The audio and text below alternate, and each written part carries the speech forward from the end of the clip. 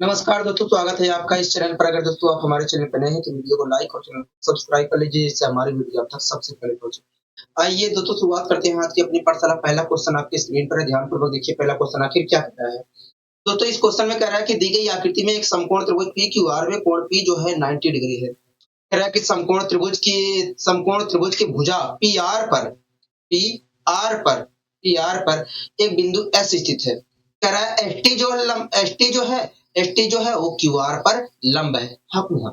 कह रहा है कि और पी क्यू जो है, पी क्यू बराबर है क्यू टी के। और कह रहा है पी क्यू और क्यू टी की जो लंबाई है 6 सेंटीमीटर है। कह रहा है कि यदि पी आर जो है 8 सेंटीमीटर है। कह रहा है कि तो एस टी की लंबाई क्या होगी? एस टी की लंबाई क्या होगी? हाँ, दोस्तों एक आकृति है। दोस्तों एक समकोण त्रिभुज हमारा है पी क्यू आर, उसमें पी जो है 90 डिग्री है। ठीक है। तो समकोण त्रिभुज की जो पी आर भुजा है उस पर एक बिंदु एस है, और उस बिंदु एस से एक क्यू आर भुजा पर एक लंब डाला गया है एस टी। हाँ हाँ। और इस क्वेश्चन में दोस्तों हमसे कहा है कि पी क्यू और क्यू टी जो है उनकी लंबाई 6 सेंटीमीटर है, और जो पी आर है उसकी लंबाई 8 सेंटीमीटर है। कह रहा है कि तब बताइए एस टी की लंबाई क्या होगी? एस टी की लंबाई क्या होगी? तो सबसे पहले मैं इस आकृति को यहाँ पर बना लेता हूँ, उसके बाद हम इस क्वेश्चन को यहाँ पर सोल्व करेंगे। ठीक है। सबसे पहले मैं इस आकृति को यहाँ पर बना लेता हूँ, उसके बाद हम इस क्वेश्चन को सोल्व करेंगे। ठीक है। हो गया। हाँ। सबसे पहले मैं इस आकृति को यहाँ पर बना लेता हूँ, उसके बाद हम इस क्वेश्चन को सोल्व करेंगे।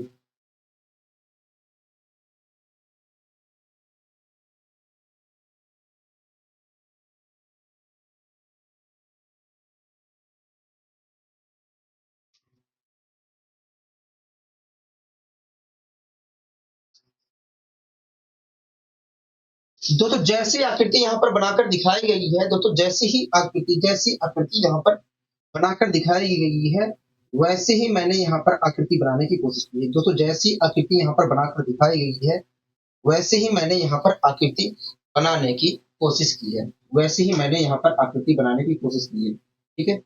दोस्तों ये वाला शीर्ष जो दिया है, ये वाला शीर्ष हमारा पी है, और ये वाला जो शीर्ष है, ये वाला शीर्ष हमारा क्यू है। ठीक है? ये वाला जो शीर्ष ये वाला जो है, ये बिंदु जो है हमारा एस है। हाँ हाँ। ये जो हमारा है ये टी है, ये हमारा आर है।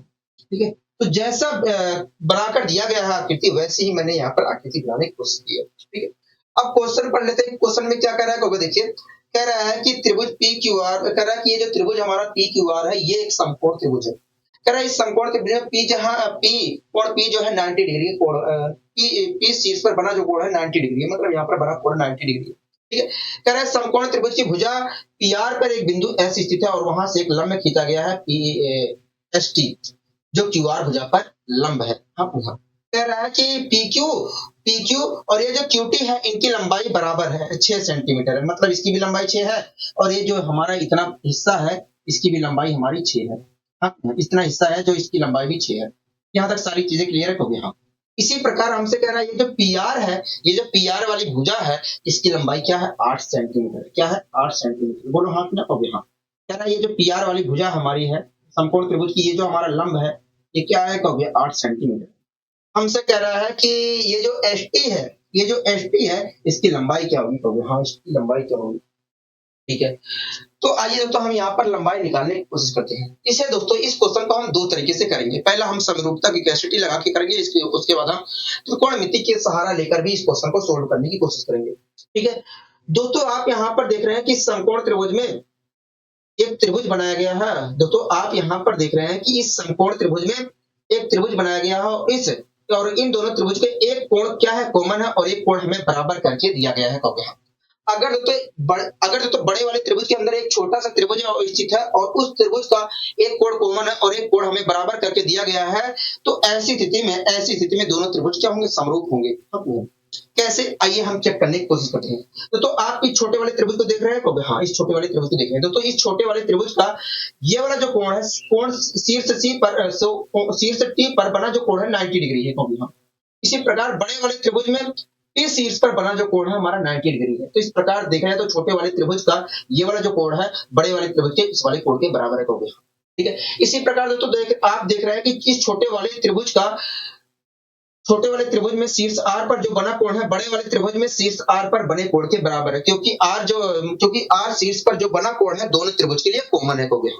तो इस प्रकार दोस्तों देखा जाए तो इस प्रकार दोस्तों देखा जाए तो इस त्रिभुज का मिनिमम 2 कोण जो है बड़े वाले त्रिभुज के मिनिमम 2 कोण के बराबर है, हो गया। अगर दोस्तों इस छोटे वाले त्रिभुज का मिनिमम 2 कोण जो है बड़े वाले त्रिभुज के मिनिमम 2 कोण के बराबर है, तो ऐसी स्थिति में दोनों त्रिभुज क्या होंगे? समरूप होंगे, हो गया। और आपको अच्छे तरीके से पता है कि जब दो त्रिभुज समरूप होते हैं तो उनकी संगत भुजाओं का अनुपात क्या होता है? बराबर होता है। अगर दोस्तों ये छोटा वाला त्रिभुज बड़े वाले त्रिभुज के समरूप है या बड़ा वाला त्रिभुज छोटे वाले त्रिभुज के समरूप है, तो ऐसी स्थिति में दोनों की संगत भुजाओं का जो अनुपात होगा वो बराबर होगा। हाँ, संगत भुजाओं का अनुपात किसे कहते हैं? क्योंकि देखिए समरूप त्रिभुज में समान कोणों की सम्मुख भुजाओं के अनुपात को ही हम संगत भुजाओं का अनुपात कहते हैं। ठीक है, अगर दोस्तों ये दोनों त्रिभुज समरूप है तो इनकी संगत भुजाओं का अनुपात बराबर होगा, हो गया। तो आइए दोस्तों हम यहाँ पर संगत भुजाओं पे इन दोनों त्रिभुज की संगत भुजाओं का अनुपात निकालने की कोशिश करते हैं। ठीक है, दोस्तों सबसे पहले आप मुझे बताइए हमसे पूछा क्या गया? क्योंकि देखिए हमसे इस त्रिभुज का ये वाली भुजा पूछी गई है, तो सबसे पहले मुझे इसी त्रिभुज में जाना पड़ेगा।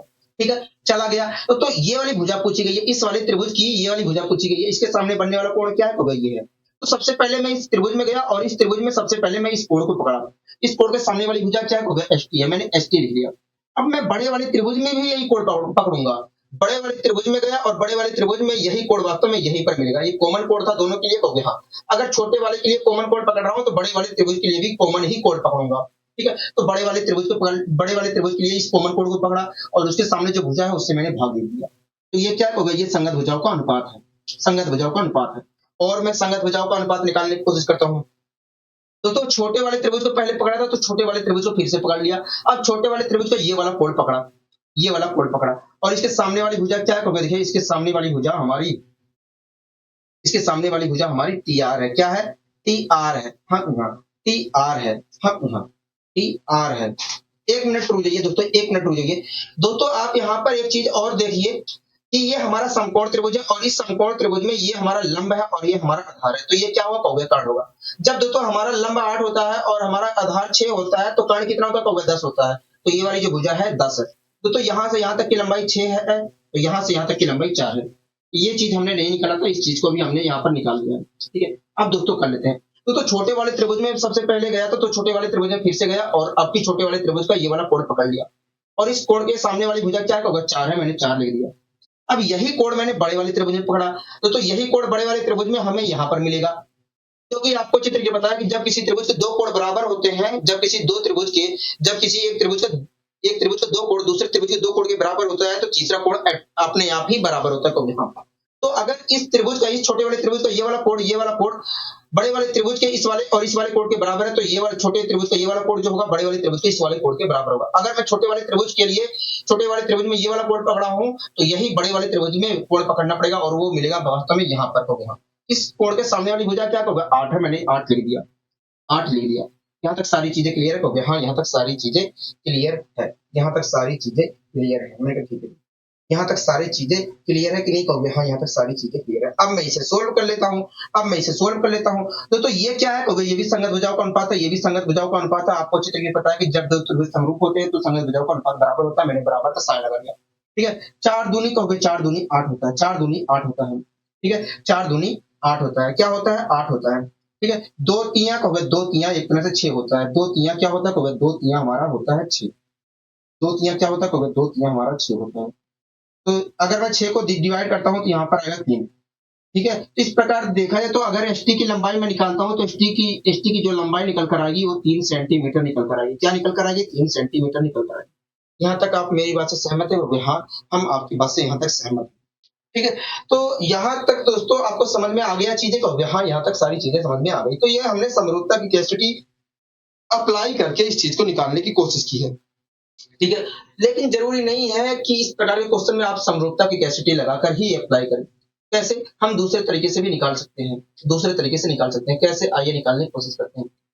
दोस्तों हमसे क्वेश्चन में कहा था कि ये हमारा एक समकोण त्रिभुज है जिसमें जहां पर पी शीर्ष पर बना कोण 90 डिग्री है और ये भी कहा था कि पी पी आर से भुजा पर एक बिंदु एस स्थित है और उस भुजा एस बिंदु से एक लंब खींचा गया है एफ टी क्यू आर भुजा पर। हाँ, कह रहा था कि अगर ये वाली भुजा और ये वाली भुजा 6 सेंटीमीटर है और ये वाली भुजा 8 सेंटीमीटर है तो एस टी की लंबाई क्या होगी? हाँ, ठीक है, तो आइए निकालने की कोशिश करते हैं।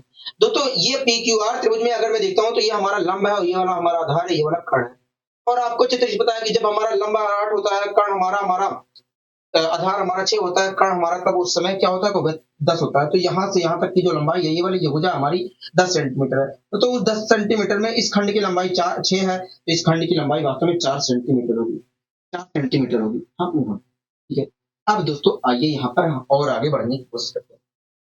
तो सबसे पहले इस वाले त्रिभुज में आ जाइए दोस्तों। इस वाले त्रिभुज में हमें ये वाली भुजा निकालने का होगा। हाँ, इस त्रिभुज की ये वाली भुजा निकालनी है। हाँ, मान लीजिए दोस्तों यहाँ पर थीटा डिग्री का कोण बन रहा है, यहाँ पर थीटा डिग्री का कोण बन रहा है, ठीक है। तो आप मुझे बताइए अगर यहाँ दोस्तों यहाँ पर कुछ कोण बन रहा होगा, हाँ मान लीजिए यहाँ पर थीटा डिग्री का कोण बन रहा है, ठीक है। आप मुझे बताइए दोस्तों tan थीटा बराबर होगा क्या? अगर मैं पूछता हूँ कि इस वाले त्रिभुज में, इस वाले त्रिभुज को देखकर बताइए कि tan थीटा की वैल्यू क्या होगी। तो देखिए tan थीटा की वैल्यू जो tan थीटा बराबर होता है लंब बटे आधार। तो इसके हिसाब से देखा जाए तो अगर इस वाले त्रिभुज में देखा जाए तो tan थीटा की जो वैल्यू होगी st अपॉन pr होगी, st अपॉन pr होगी, st अपॉन pr होगी, मतलब st अपॉन 4 होगी। तो tan थीटा की वैल्यू ये है तो यहाँ, ठीक है। अब बड़े वाले इस वाले छोटे वाले त्रिभुज को छोड़ दीजिए, ये वाली लाइन छोड़ दीजिए। अब बड़े वाले त्रिभुज में देखकर बताइए, कि tan थीटा की वैल्यू क्या होगी। तो देखिए अगर मैं इस कोण के हिसाब से देखता हूं तो ये हमारा लंब है, ये हमारा आधार है। तो इस प्रकार देखा जाए तो थीटा की जो वैल्यू, tan थीटा की जो वैल्यू होगी 6/8 होगी, 6/8 होगी। क्या होगी? 6/8 होगी। ये भी tan थीटा की वैल्यू है, ये भी tan थीटा की वैल्यू है। तो दोनों वैल्यू क्या होंगी? बराबर होंगी। मैंने बराबर का साइन लगा दिया, बराबर का साइन लगा दिया, काटा पीटी मचा लिया मैंने, काटा पीटी मचा लिया। 4 दूनी 8 हो गया, हाँ 4 दूनी 8, 2 तिया हो गया, 2 तिया हमारा 6 होता है, 2 तिया 6 होता है। इस प्रकार दोस्तों देखा जाए तो st की लंबाई क्या निकल कर आई? st की जो लंबाई आई, st की जो लंबाई आई वो वास्तव में 3 सेंटीमीटर निकल कर आई, 3 सेंटीमीटर निकल कर आई। आप कोट थीटा का भी उपयोग करके यहाँ पर चीजें निकाल सकते थे, यहाँ पर कोट थीटा का भी प्रयोग करके चीजें निकाल सकते थे, ठीक है। कोई दिक्कत है, कोई परेशानी है? आपको कहोगे नहीं हमें कोई दिक्कत कोई परेशानी नहीं है, आपने बहुत ही अच्छे तरीके से इस क्वेश्चन को सोल्व करवा दिया है। मैंने कहा ठीक है। अब आइए दोस्तों इसी क्रम में हम और आगे बढ़ने की कोशिश करते हैं। दोस्तों ये इस प्रकार ये जो क्वेश्चन है आपके लिए बहुत फायदेमंद है। कल हमने इस प्रकार के क्वेश्चन किए थे, लेकिन वहां पर कुछ और चीजें थी, और आज जो मैं इस प्रकार के क्वेश्चन करवा रहा हूँ यहाँ पर कुछ और चीजें होंगी, ठीक है। पढ़िए इस क्वेश्चन को, देखिए क्या कहना चाह रहा है। देखिए कह रहा है कि दी गई आकृति में त्रिभुज एबीसी जो है त्रिभुज डीईसी के समरूप है, ठीक है। कह रहा है यदि AB बराबर 12 सेंटीमीटर है, DE बराबर 18 सेंटीमीटर है और AC बराबर 10 सेंटीमीटर है, तो CD की लंबाई क्या होगी? CD की लंबाई क्या होगी? हम ठीक है। तो सबसे पहले मैं इस आकृति को यहाँ पर बना लेता हूँ, उसके बाद हम CD की लंबाई निकाल लेंगे। सबसे पहले मैं इस आकृति को यहाँ पर बना लेता हूँ, उसके बाद हम CD की लंबाई निकाल लेंगे। कोई दिक्कत है? कोई नहीं, हमें यहाँ पर कोई परेशानी नहीं है, ठीक है, ठीक है।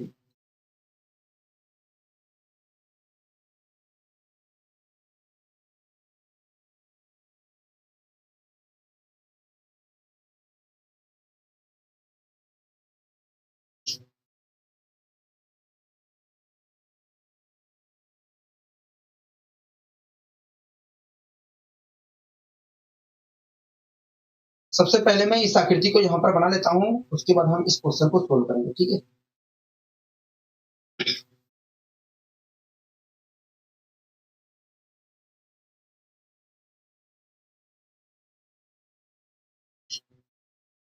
तो जैसी आकृति यहाँ पर बनाकर दिखाई गई है वैसे ही मैंने यहाँ पर आकृति बना लिया है, ठीक है।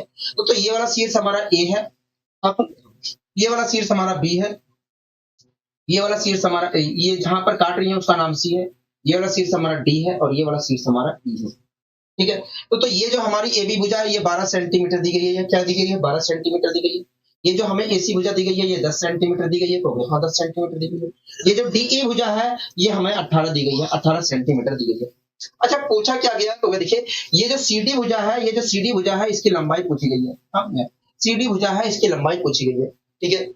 अब दोस्तों कुछ क्वेश्चन पढ़ लेते हैं। क्वेश्चन में क्या कह रहा है? तो देखिए क्वेश्चन में कह रहा है कि त्रिभुज एबीसी जो है, क्वेश्चन में कह रहा है हमसे कि त्रिभुज ए बी सी जो है, त्रिभुज एबीसी जो है समरूप है त्रिभुज डी ई सी के। कह रहा है कि त्रिभुज एबीसी समरूप है त्रिभुज ए डी ई सी के। हम अगर तो त्रिभुज एबीसी समरूप है त्रिभुज डी ई सी के, तो ऐसी स्थिति में शीर्ष ए पर जो बना कोण होगा शीर्ष डी पर बने कोण के बराबर होगा। हाँ मतलब यहाँ पर और यहाँ पर बना जो कोण होगा आपस में बराबर, यहाँ पर और यहाँ पर बने कोण आपस में बराबर होंगे। इसी प्रकार अगर एबीसी त्रिभुज हमारा समरूप है त्रिभुज डीईसी के, तो बी शीर्ष और ई शीर्ष पर बने कोण आपस में बराबर होंगे। हाँ यहाँ पर बने कोण आपस में बराबर होंगे। आप मेरी बात से सहमत हो गए? हाँ। और तो तीसरा कोण अपने आप, दोनों त्रिभुज का तीसरा कोण अपने आप बराबर होगा, जैसा कि यहाँ पर दिख भी रहा है। हो गया, हाँ ठीक है। तो हमसे इस क्वेश्चन में कह रहा है सीडी की लंबाई निकालनी। हो गया, तो आइए हम यहाँ पर सीडी की लंबाई निकालने की कोशिश करते हैं। दोस्तों आप यहाँ पर देख रहे हैं, दोस्तों आप यहाँ पर देख रहे हैं कि ये दोनों त्रिभुज हमारे क्या है, समरूप है। कह के दिया है ना, कहोगे हाँ कह कर दिया है। तो आप यहाँ पर देख रहे हैं कि ये दोनों त्रिभुज हमारे समरूप है, ये बात हमें कह के दिया है, कहोगे हाँ। अगर तो ये त्रिभुज आपस में समरूप है तो इनकी संगत भुजाओं का अनुपात बराबर होगा, कहोगे हाँ संगत भुजाओं का अनुपात बराबर होगा। और आपको चित्र की पता है कि संगत भुजाओं का अनुपात किसे कहते हैं, कहोगे हाँ पता है। मैंने पूछा कि बताइए किसे कहते हैं, कहोगे देखिए दो समरूप त्रिभुज में समान कोणों की सम्मुख भुजाओं के अनुपात को ही हम संगत भुजाओं का अनुपात कहते हैं। मैंने कहा बहुत अच्छे। तो आइए हम यहाँ पर संगत भुजाओं का अनुपात निकालने की कोशिश करते हैं, ठीक है। संगत भुजाओं का अनुपात निकालने की कोशिश करते हैं। तो आप मुझे बताइए हमसे पहले पूछा क्या गया है, तो देखिए इस वाले त्रिभुज की ये वाली भुजा पूछी गई है, कहोगे हाँ। तो सबसे पहले मैं इसी त्रिभुज में जाता हूँ, इस भुजा के सामने जो भुजा पूछी गई है उस भुजा के सामने देखता हूँ ये वाला कोण है। तो सबसे पहले मैं इस त्रिभुज में गया और इस वाले कोण को पकड़ लिया। इस कोण के सामने वाली भुजा क्या है, सीडी है, तो मैंने सीडी लिख लिया, ठीक है। अब यही कोण मुझे दूसरे वाले त्रिभुज में पकड़ना होगा, कहोगे हाँ। और दूसरे त्रिभुज में दोस्तों यही कोण कहां पर मिलेगा, यहाँ पर मिलेगा। और इससे सामने वाली भुजा क्या है, कहोगे tan है, मैंने tan से भाग दिया। ये क्या है, कहोगे ये वास्तव में संगत भुजाओं का अनुपात है, ये संगत भुजाओं का अनुपात है। हाँ, यहाँ तक सारी चीजें क्लियर है, कहोगे हाँ यहाँ तक सारी चीजें क्लियर है, ठीक है। अब दोस्तों इसी प्रकार फिर से मैं बड़े वाले त्रिभुज इस वाले त्रिभुज में गया, इस वाले त्रिभुज में गया। अब की इस वाले त्रिभुज में मैंने इस कोण को पकड़ लिया, इस कोण को पकड़ लिया। और इस कोण के सामने वाली भुजा क्या, कहोगे देखिए इस कोण के सामने वाली भुजा हमारी 18 है, मैंने 18 लिख दिया। अब यही कोण वास्तव में दोस्तों वर्टिकली अपोजिट एंगल का पहला कोण मैंने पकड़ा है इस वाले त्रिभुज में, हाँ हाँ। और उसके सामने जो भुजा है 18 है, मैंने लिख दिया। अब यही कोण मुझे इस वाले त्रिभुज में यहाँ पर मिलेगा, कहोगे हाँ। और उसके सामने भुजा क्या, कहोगे 12 है, मैंने 12 लिख दिया, 12 लिख दिया, हाँ 12 लिख दिया। अब दोस्तों ये भी संगत भुजाओं का अनुपात है, ये भी संगत भुजाओं का अनुपात है, दोनों तो बराबर होंगे, कहोगे हाँ, क्योंकि दो समरूप त्रिभुज की संगत भुजाओं का अनुपात बराबर होता है। अब मैं इसे सोल्व कर लेता हूँ। 6 तियां, कहोगे 6 तियां 18 होता है, 6 दूनी कहोगे 12 होता है, 2 पंचे कहोगे 2 पंचे 10 होता है, 5 तियां कहोगे 15 होता है। तो इस प्रकार सीडी भुजा की जो लंबाई निकल कर आई है वो कुछ और नहीं है, 15 सेंटीमीटर है। क्या है, 15 सेंटीमीटर है। हाँ, यहाँ तक सारी चीजें क्लियर है, कहोगे हाँ यहाँ तक सारी चीजें क्लियर है, यहाँ तक सारी चीजें क्लियर है। दोस्तों जो हमने कल किया था वहां पर तो इस भुजा की लंबाई नहीं पूछ रहा था, इस वाली भुजा की लंबाई पूछ रहा था। हाँ, ये वाली भुजा देकर इस वाली ये वाली देकर और ये वाली देकर इस वाली भुजा की लंबाई पूछ रहा था। लेकिन हमसे आज एक ही तरफ की भुजा, जिस तरफ की भुजा दी गई है इस वाले इन दोनों त्रिभुज में, इस भुजा के साइड जो भुजा दी गई है दोस्तों दूसरे त्रिभुज में, वही भुजा हमसे पूछी जा रही है, कहोगे हाँ। जबकि वहां पर कुछ उल्टा था, कहोगे हाँ। अब आइए दोस्तों इसी क्रम में हम एक दो क्वेश्चन इस पर और करने की कोशिश करते हैं। दोस्तों इस क्वेश्चन को आप देख रहे हैं, कहोगे हाँ इस क्वेश्चन को हम देख रहे हैं। और ये इस क्वेश्चन को उसके बाद हम इस क्वेश्चन को करने की कोशिश करते हैं। कह रहा है एक आकृति में त्रिभुज POQ, कह रहा है कि एक आकृति में त्रिभुज POQ जो है त्रिभुज ROS के समरूप है। हम ये बात दिया गया है, ठीक है। कह रहा है यदि PQ जो है 5 सेंटीमीटर है, RS जो है 15 सेंटीमीटर है और OQ जो है 4 सेंटीमीटर है, तो OS का मान क्या होगा, OS का मान क्या होगा, कहोगे हाँ, ठीक है। तो आइए दोस्तों हम यहाँ पर OS का मान निकालने की कोशिश करते हैं। तो सबसे पहले मैं जैसी आकृति यहाँ पर बनाकर दिखाई गई है वैसे ही मैं आकृति यहाँ पर एक बना लेता हूँ, ठीक है। तो दोस्तों जैसी आकृति बनाकर दिखाई गई है वैसे ही मैंने आकृति तो बना लिया है। हाँ, लेकिन इस चीज का नाम दोस्तों क्या है, होगा इस चीज का नाम P है, इस चीज का नाम हमारा Q है। और ये जहां पर प्रतिच्छेद कर रही है दोनों त्रिभुज उसका नाम O है, इसका नाम R है और इसका नाम है S है। तो जैसी आकृति बनाकर दिखाई गई है वैसी मैंने आकृति बना लिया है, ठीक है। अब क्वेश्चन पढ़ लेते हैं क्या कह रहा है, तो देखिए क्वेश्चन में ये जो PQ भुजा है ये 5 सेंटीमीटर दिया है, मैंने कहा ठीक है। तो भाई ये OQ जो भुजा है ये 4 सेंटीमीटर दिया है, मैंने कहा ठीक है। तो भाई ये RS जो भुजा है ये हमें 15 सेंटीमीटर दिया है, मैंने कहा ठीक है। हमसे क्या पूछ रहा है, तो ये OS भुजा की लंबाई पूछ रहा है, मैंने कहा ठीक है। क्वेश्चन में हमसे कह रहा है कि त्रिभुज POQ जो है, कह रहा है कि त्रिभुज POQ जो है समरूप है किसके, तो वह त्रिभुज ROS के। यही तो दिया गया है, कहोगे हाँ। हमें ये बात दिया गया है, क्या दिया गया है, कहोगे देखिए दिया गया है POQ समरूप है त्रिभुज ROS के। अगर तो त्रिभुज POQ समरूप है त्रिभुज ROS के तो ऐसी में P शीर्ष पर बना कोण जो होगा R शीर्ष पर बने कोण के बराबर होगा, मतलब ये वाला कोण इसके बराबर होगा। इसी प्रकार O शीर्ष पर बना जो कोण होगा वो शीर्ष पर दोनों त्रिभुज के इसी प्रकार यहाँ पर यहाँ पर बना कोण, इस त्रिभुज का यहाँ पर बना कोण जो होगा इस त्रिभुज के यहाँ पर बने कोण के बराबर होगा। ये तो खुद बराबर होगा क्योंकि वर्टिकली अपोजिट एंगल की वजह से होगा। इसी प्रकार तो क्यू शीर्ष पर बना जो कोण होगा, क्यू शीर्ष पर जो बना कोण होगा एस शीर्ष पर बने कोण के बराबर होगा। मतलब ये वाला जो कोण होगा इस वाले कोण के बराबर होगा। हाँ, तो दोस्तों आप यहाँ पर देख रहे हैं दोस्तों, ठीक है, यहाँ तक सारी चीजें क्लियर है। हाँ दोस्तों, हमसे ये बात कह के दिया है तो हमें कुछ फर्क पड़ने वाला नहीं है। जब कह के दिया है कि ये वाला त्रिभुज जो है इसके त्रिभुज के समरूप है, तो ऐसी स्थिति में इन दोनों त्रिभुज की संगत भुजाओं का अनुपात बराबर होगा। हाँ, अगर ये बात हमसे कह कर दिया है, अगर ना कहता तो हमें देखना पड़ता, लेकिन जब कह कर दिया है तो साफ सीधी बात है कि इनकी संगत भुजाओं का अनुपात बराबर होगा। हाँ, तो आइए, अगर इनकी संगत भुजाओं का अनुपात बराबर होगा तो आइए हम यहाँ पर संगत भुजाओं का अनुपात निकालने की कोशिश करते हैं। तो सबसे पहले आप मुझे बताइए, हमसे पूछा क्या गया होगा। देखिए, हमसे इस वाले त्रिभुज की ये वाली भुजा पूछी गई है, तो इस वाले त्रिभुज को सबसे पहले पकड़ा और इस वाले त्रिभुज में जो भुजा पूछी गई थी उसके सामने वाला कोण हमने पकड़ लिया। ठीक है, सामने वाला कोण ये है और उसके सामने जो भुजा है वो OS है, मैंने OS लिख दिया। जिस कोण को मैंने यहाँ पर पकड़ा है इस वाले त्रिभुज में, वही कोण वास्तव में यहाँ पर पकड़ूंगा और वो कोण वास्तव में यहाँ पर मिलेगा। उसके सामने वाली भुजा क्या, तो 4 है, मैंने 4 लिख दिया। ठीक है, अब दोस्तों मैं दूसरा कोण पकड़ूंगा। तो अब इस वाले त्रिभुज में गया और वर्टिकली अपोजिट, इस वाले त्रिभुज को वर्टिकली अपोजिट एक एंगल पकड़ लिया और उसके सामने वाली जो भुजा है, उसके सामने वाली जो भुजा है 15, उससे लिख दिया। ठीक है, यही कोण दोस्तों मैं दूसरे त्रिभुज में पकड़ा और वो वास्तव में यहाँ पर मिलेगा और इसके सामने वाली जो भुजा है 5, उससे मैंने लिख दिया। ये भी दोस्तों संगत भुजाओं का अनुपात है, ये भी संगत भुजाओं का अनुपात है। और आपको चीज बताया कि दोनों संगत भुजाओं का अनुपात क्या होगा, बराबर होगा। मैंने बराबर साइन लगा दिया।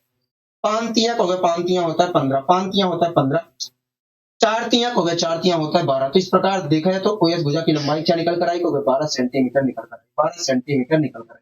अब यहाँ तक सारी चीजें क्लियर हो गई। हाँ, यहाँ तक सारी चीजें क्लियर है। तो इस प्रकार हम कह सकते हैं कि भैया OS की लंबाई जो होगी, OS भुजा की लंबाई जो होगी 12 सेंटीमीटर होगी। ठीक है, अब दोस्तों इस क्वेश्चन को भी हम यहाँ पर करने की कोशिश करते हैं। इस क्वेश्चन को भी हम यहाँ पर करने की कोशिश करते हैं। दोस्तों इस क्वेश्चन को आप देख रहे हो, हाँ इस क्वेश्चन को हम देख रहे हैं। इस क्वेश्चन को आप देख रहे हो, हाँ इस क्वेश्चन को हम देख रहे हैं। और ये इस क्वेश्चन में क्या कहना चाह रहा है, देखिए कह रहा है कि एक समकोण त्रिभुज ABC में कोण B पर बना जो कोण है वो 90 डिग्री है। कह रहा है यदि BD जो है लंब है AC पर और AD बराबर 4 सेंटीमीटर है, AD बराबर 4 सेंटीमीटर है तथा DC बराबर 9 सेंटीमीटर है, तो लंब BD की लंबाई क्या होगी, लंब BD की लंबाई क्या होगी। हाँ, लंब BD की लंबाई क्या होगी। ठीक है, तो सबसे पहले मैं इस आकृति को बना लेता हूँ। तो ये जो क्वेश्चन आया है, तो कल भी मैंने बताया था एक क्वेश्चन इसी प्रकार का आया था। वहां पर भी मैंने कहा था कि इस पर आधारित मैं एक कॉन्सेप्ट पढ़ाऊंगा जिसकी मदद से आपको यहाँ पर समरूपता लगाने की जरूरत नहीं होगी।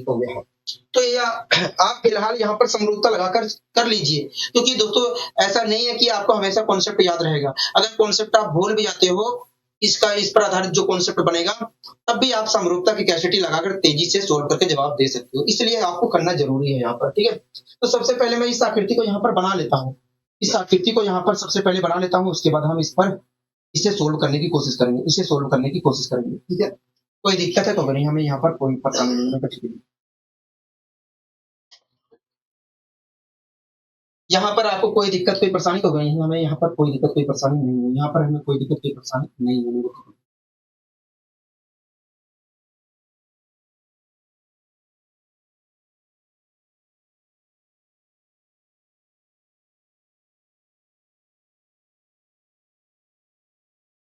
तो इस चीज का नाम है, मान लीजिए A, इस चीज का नाम है B और इस चीज का नाम है C।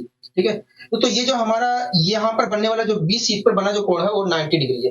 तो B शीट से एक लंब डाला खींचा गया है, एक लंब खींचा गया है, शीट से लंब खींचा गया है, वो AC भुजा पर कहो गया। AC भुजा पर एक लंब डाला गया B शीट से और वो लंब है BD हो गया। हाँ, BD है।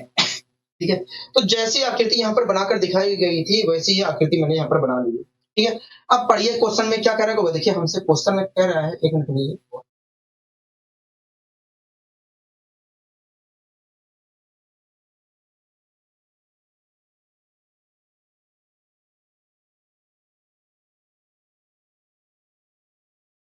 अब क्वेश्चन पढ़िए क्या कहना चाह रहा है। देखिए कह रहा है कि एक समकोण त्रिभुज ABC में, ठीक है, कह रहा है B शीर्ष पर बना जो कोण है 90 डिग्री। कह रहा है B शीर्ष पर बना जो कोण है 90 डिग्री। कह रहा है BD जो है AC भुजा पर लंब है। हाँ, कह रहा है AD की लंबाई 4 सेंटीमीटर। कह रहा है ये जो AD है हमारा 4 सेंटीमीटर। कह रहा है ये जो DC है ये 9 सेंटीमीटर है। क्या है, 9 सेंटीमीटर है। कह रहा है इस BD भुजा की लंबाई बताइए, BD भुजा की लंबाई बताइए, इस बीडी भुजा की लंबाई बताइए। यही तो हमसे पूछ रहा है कभी, हाँ इसी भाग की लंबाई हमसे पूछ रहा है। तो आइए दोस्तों हम यहाँ पर निकालने की कोशिश करते हैं। आइए दोस्तों हम यहाँ पर निकालने की कोशिश करते हैं। ठीक है, कोई दिक्कत है, कोई परेशानी है? कोई नहीं, हमें यहाँ तक कोई दिक्कत कोई परेशानी नहीं है। हमें यहाँ तक कोई दिक्कत कोई परेशानी नहीं है।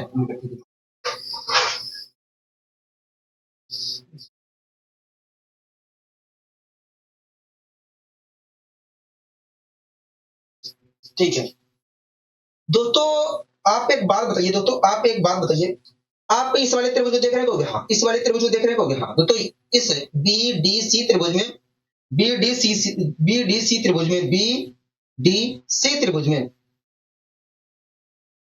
एक मिनट रुक जाइए, एक मिनट, एक मिनट, एक मिनट, एक मिनट।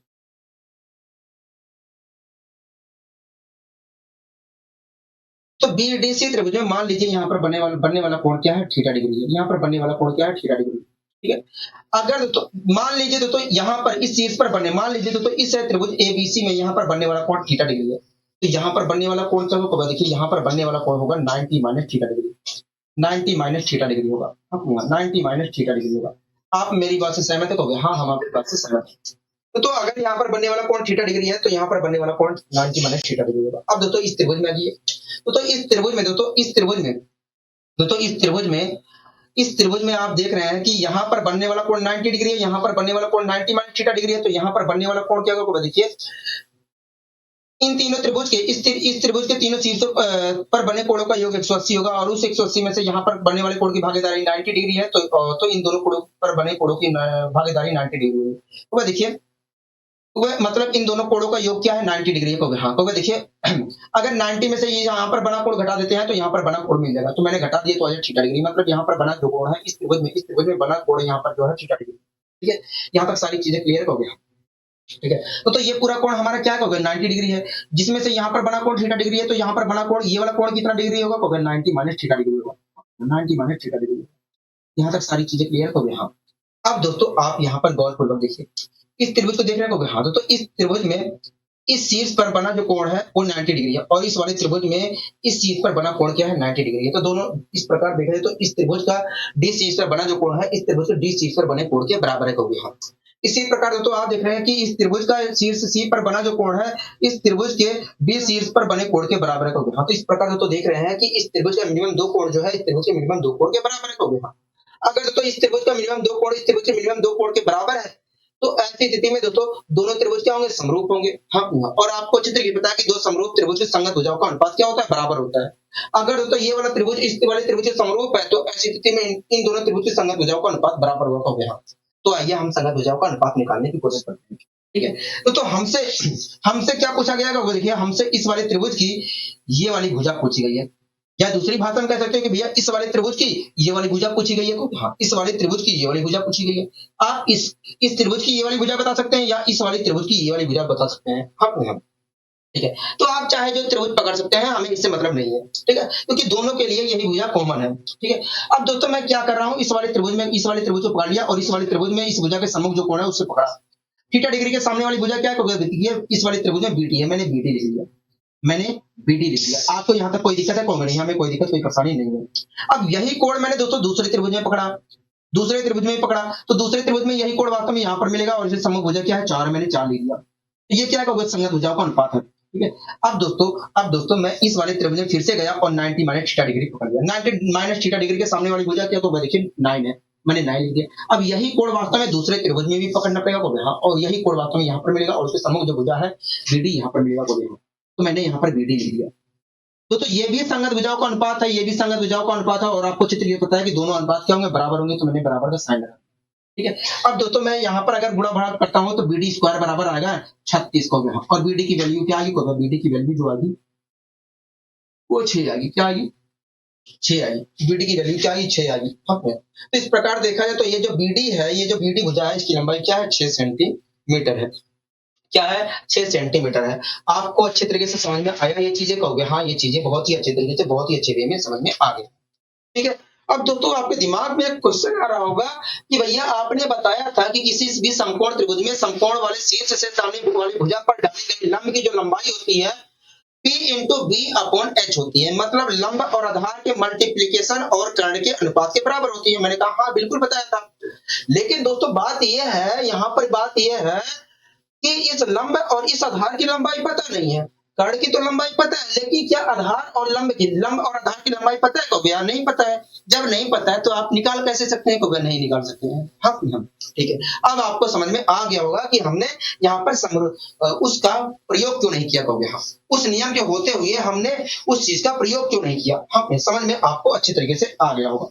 अब आइए दोस्तों इसी क्रम में हम और आगे यहाँ पर बढ़ने की कोशिश करते हैं। तो इसका ये सब चीजें कब ध्यान रहेगी? जब आप बार बार प्रैक्टिस करेंगे तब आपको ध्यान रहेंगे। इतना समय लगने वाला नहीं है, केवल मुझे समझाने में टाइम लग रहा है, आप तो तेजी से करते हुए निकलेंगे। ठीक है, तो अगला क्वेश्चन आप देखिए क्या कहना चाह रहा है। ठीक है, इस पर मैं पहले बता रहा हूँ, इस पर आधारित हम आगे कॉन्सेप्ट पढ़ेंगे, वहां पर और अच्छी तरीके से समझ में आएगा। आप वहां पर कॉन्सेप्ट लगाओगे, निकल कर आ जाएगा उत्तर। ठीक है, पढ़िए इस क्वेश्चन को, देखिए क्या कहना चाह रहा है। तो देखिए हमसे कह रहा है कि त्रिभुज एबीसी में, कह रहा है कि त्रिभुज एबीसी में कोण बी पर बना कोण जो है 90 डिग्री है। कह रहा है बीडी जो है लंब है एसी भुजा पर। यहाँ कह रहा है यदि एबी भुजा की लंबाई 15 है, एडी भुजा की लंबाई हमारा 9 है, तो कर्ण एसी की पूरी लंबाई जाते हैं, कर्ण एसी की पूरी लंबाई जाते हैं। यहाँ तो आइए दोस्तों सबसे पहले मैं इस आकृति को यहाँ पर बना लेता हूँ, इस आकृति को मैं यहाँ पर सबसे पहले बना लेता हूँ। उसके बाद हम यहाँ पर कर्ण एसी की पूरी लंबाई निकालने की कोशिश करेंगे। सबसे पहले मैं इस आकृति को यहाँ पर बना लेता हूँ, उसके बाद हम कर्ण एसी की पूरी लंबाई निकालने की कोशिश करेंगे। ठीक है, तो जैसी आकृति यहाँ पर बनाकर दिखाई गई है वैसी तो मैंने आकृति बना ली है। ठीक है, अब क्वेश्चन पढ़ लेते हैं। क्वेश्चन में हमसे क्या कर रहा है? देखिए क्वेश्चन में हमसे कह रहा है कि एक त्रिभुज हमारा एबीसी है और वहां पर इस त्रिभुज एबीसी में बीसीएस पर जो बना कोण है वो 90 डिग्री है। ठीक है, कह रहा है बीडी जो है एसी भुजा पर लंब है। ठीक है, सही चीज चल रही है। कह रहा है एबी भुजा की लंबाई 15, कह रहा है ये जो भुजा हमारी है ये 15 सेंटीमीटर है। मैंने कहा ठीक है। कह रहा है कि ये जो एडी भुजा है, एडी भुजा है इसकी लंबाई 9 सेंटीमीटर है। मैंने कहा बहुत अच्छे। ठीक है, हमसे कह रहा है कर्ण एसी की लंबाई क्या होगी? कर्ण एसी की लंबाई क्या होगी? ये पूरी लंबाई हमसे पूछ रहा है, ये वाली पूरी लंबाई पूछ रहा है। तो यहाँ ठीक है, तो आइए हम निकालने की कोशिश करते हैं। आइए दोस्तों हम यहाँ पर निकालने की कोशिश करते हैं। ठीक है, आइए दोस्तों हम यहाँ पर निकालने की कोशिश करते हैं। ठीक है दोस्तों, आप बड़े वाले त्रिभुज को देख रहे हैं? हाँ, त्रिभुज एबीसी को देख रहे हैं? हाँ दोस्तों, त्रिभुज एबीसी में बीसीएस पर बना जो कोण है वो क्या है? 90 डिग्री है। अब आप एडीसी त्रिभुज को देख रहे हैं? हाँ, एडीसी त्रिभुज को देख रहे हैं। तो बीसीएस पर जो बना कोण है 90 डिग्री है और एडीसी में डीसीएस पर बना कोण क्या है? 90 डिग्री है। हाँ, इस प्रकार दोस्तों देखा जाए तो बड़े वाले त्रिभुज में बीसीएस पर बना जो कोण है छोटे वाले त्रिभुज में डीसीएस पर बने कोण के बराबर हो गया। और दोस्तों देखा जाए तो बड़े वाले त्रिभुज के लिए और इस छोटे वाले त्रिभुज के लिए ये वाला कोण क्या है? कॉमन कोण है। क्या है? कॉमन कोण है। हाँ भैया, क्या है? कॉमन कोण है। इस प्रकार तो देखा जाए तो बड़े वाले त्रिभुज का दो कोण जो है छोटे वाले त्रिभुज के मिनिमम दो कोण के बराबर है। कहोगे हाँ, और जब किसी त्रिभुज के मिनिमम दो कोण दूसरे त्रिभुज के मिनिमम दो कोण के बराबर होता है तो ऐसी स्थिति में दोनों त्रिभुज क्या होते हैं? समरूप होते हैं। क्या होते हैं? समरूप होते हैं।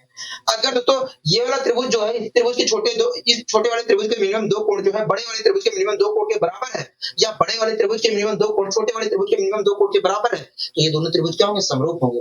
और आपको अच्छी तरह से पता है कि दो समरूप त्रिभुज की संगत भुजाओं का अनुपात बराबर होता है। अगर ये दोनों त्रिभुज समरूप है तो संगत भुजाओं का अनुपात बराबर होगा। तो आइए हम यहाँ पर संगत भुजाओं का अनुपात निकालने की कोशिश करते हैं। सबसे पहले मुझे बताइए हमसे पूछा क्या गया है? देखिए हमसे तो ये सीडी की लंबाई एसी की लंबाई पूछी गई है। हाँ, एसी की लंबाई पूछी गई है। ठीक है, मतलब बड़े वाले त्रिभुज के इस समकोण, ये जो बड़ा वाला समकोण त्रिभुज है इसकी लंबाई, इसमें कर्ण की लंबाई पूछी गई है। हाँ, कर्ण वाली भुजा के सामने वाला कोण कौन सा? 90 डिग्री है। तो सबसे पहले मैं बड़े वाले समकोण त्रिभुज एबीसी में गया और उसके और 90 डिग्री को पकड़ लिया। ठीक है, 90 डिग्री के सामने वाली जो भुजा है उसे लिख दिया। क्या है? एसी है, एसी लिख दिया। ठीक है, अब दोस्तों जिस कोण को मैंने बड़े वाले त्रिभुज में पकड़ा है वही कोण मुझे छोटे वाले इस वाले त्रिभुज में पकड़ना पड़ेगा और वो वास्तव में यहाँ पर मिलेगा। इसके सामने वाली भुजा क्या होगा? 15 है, मैंने 15 लिख दिया। ठीक है, ये क्या होगा? संगत भुजाओं का अनुपात है। ठीक है, अब दोस्तों दूसरा कोण हमें पकड़ना पड़ेगा बड़े वाले त्रिभुज में। हाँ, बड़े वाले त्रिभुज में फिर से गया और आपकी बड़े वाले त्रिभुज में ये वाला कोण पकड़ लिया। बात आती है कि मैं इस वाले कोण को क्यों नहीं पकड़ रहा हूँ? देखिए अगर मैं इस वाले कोण को पकड़ता हूं तो इस वाले कोण के सम्मुख भुजा क्या है? बीसी है। तो मैं यहाँ पर बीसी लिखूंगा, लेकिन उसका कोई औचित्य ही नहीं बनेगा क्योंकि एक साथ हम दो भुजाएं नहीं निकाल सकते हैं। तो इस वाले कोण को यहाँ पर पकड़ना बेकार रहेगा। ठीक है, बेफिजूल रहेगा। इसलिए दोस्तों हमें इस बड़े वाले त्रिभुज में इस वाले कोण को पकड़ना पड़ेगा। अब मैंने इस वाले कोण को पकड़ा तो उसके सामने जो भुजा है वो 15 है, तो मैंने यहाँ पर 15 लिख दिया। ठीक है, अब दोस्तों यही कोण मुझे छोटे वाले त्रिभुज में पकड़ना पड़ेगा। यही कोण छोटे वाले त्रिभुज में वास्तव में यहाँ पर मिलेगा। ऐसा मैं इसलिए कह रहा हूँ क्योंकि आपको अच्छी तरीके पता है कि इस बड़े वाले त्रिभुज का यहाँ पर और यहाँ पर बनने वाला कोण छोटे वाले त्रिभुज के यहाँ पर बनने वाले कोण के बराबर है। तो ऐसी स्थिति में इस बड़े वाले त्रिभुज का ये वाला जो कोण होगा इस छोटे वाले त्रिभुज के इस वाले कोण के बराबर होगा। अगर बड़े वाले त्रिभुज के यहाँ पर बनने वाला कोण मैंने पकड़ा है तो यही कोण वास्तव में छोटे वाले त्रिभुज में यहाँ पर मिलेगा और ये कोण पकड़ना पड़ेगा। और इसकी समभुजा क्या है, तो 9 है, मैंने अपोन में 9 लिख दिया। तो ये क्या होगा, ये भी संगत भुजाओं का अनुपात है, ये भी संगत भुजाओं का अनुपात है, ये भी संगत भुजाओं का अनुपात है। और आपको चित्र की पता है कि दो समरूप त्रिभुज के संगत भुजाओं का अनुपात हमेशा बराबर होता है, तो ये अनुपात होगा बराबर होगा। मैंने बराबर साइन लगाया। अब मैंने इसे सोल्व कर लिया। 3 पचे 15, 3 तिया 9, 3 आया यहाँ पर, 3 पचे 15, 5 की मल्टीप्लाई 5 से करूंगा तो एसी की लंबाई क्या आएगी, एसी भुजा की लंबाई आएगी 25, क्या आएगी 25 आएगी। हाँ, इस प्रकार देखा जाए तो ये जो हमारा बड़े वाले त्रिभुज का, बड़े वाले समकोण त्रिभुज की जो कर्ण हमारी भुजा थी, कर्ण वाली भुजा थी, उसकी लंबाई वास्तव में 25 सेंटीमीटर होगी, 25 सेंटीमीटर होगी। यहाँ तक सारी चीजें क्लियर है? हाँ, यहाँ तक सारी चीजें क्लियर है। अब दोस्तों हम कुछ और अलग से यहाँ पर चीजें सीखने की कोशिश करेंगे। अब दोस्तों हम कुछ और नई चीजें यहाँ पर सीखने की कोशिश करेंगे, कुछ और नई चीजें यहाँ पर सीखने की कोशिश करेंगे। आपके सामने क्या लिखा गया है, आप ध्यानपूर्वक देखिए। लिखा गया है त्रिभुज के अंदर, त्रिभुज के भीतर समरूपता, त्रिभुज के भीतर समरूपता के बारे में यहाँ पर लिखा गया है। थोड़ा पढ़ लीजिए, उसके बाद मैं आपको समझाने की कोशिश करता हूँ क्या आखिर कहना चाह रहा है। कह रहा है कि जब किसी त्रिभुज में किसी भुजा के समानांतर रेखा खींची जाती है, कह रहा है कि जब किसी त्रिभुज में किसी भुजा के समानांतर रेखा खींची जाती है तो उससे बनने वाले छोटे त्रिभुज और बड़े त्रिभुज आपस में समरूप होते हैं। उससे बनने वाले, कह रहा है जब किसी त्रिभुज में किसी भुजा के समानांतर रेखा खींची जाती है तो ऐसे बनने वाले छोटे त्रिभुज और बड़े त्रिभुज आपस में समरूप होते हैं। अर्थात किसी त्रिभुज एबीसी में भुजा बीसी के समानांतर एक रेखा डीई खींची जाए तो इस प्रकार बनने वाला छोटा त्रिभुज एडीई बड़े वाले त्रिभुज एबीसी के समरूप होगा। मैं आपको समझाने की कोशिश करता हूँ बोर्ड पर, जिससे आपको आसानी से समझ में आ जाए। सबसे पहले मैं एक त्रिभुज बना लेता हूँ समझाने के लिए सबसे पहले मैं एक त्रिभुज यहाँ पर बना लेता हूँ, ठीक है, जिससे सारी चीजें अच्छी तरीके से क्लियर हो जाए।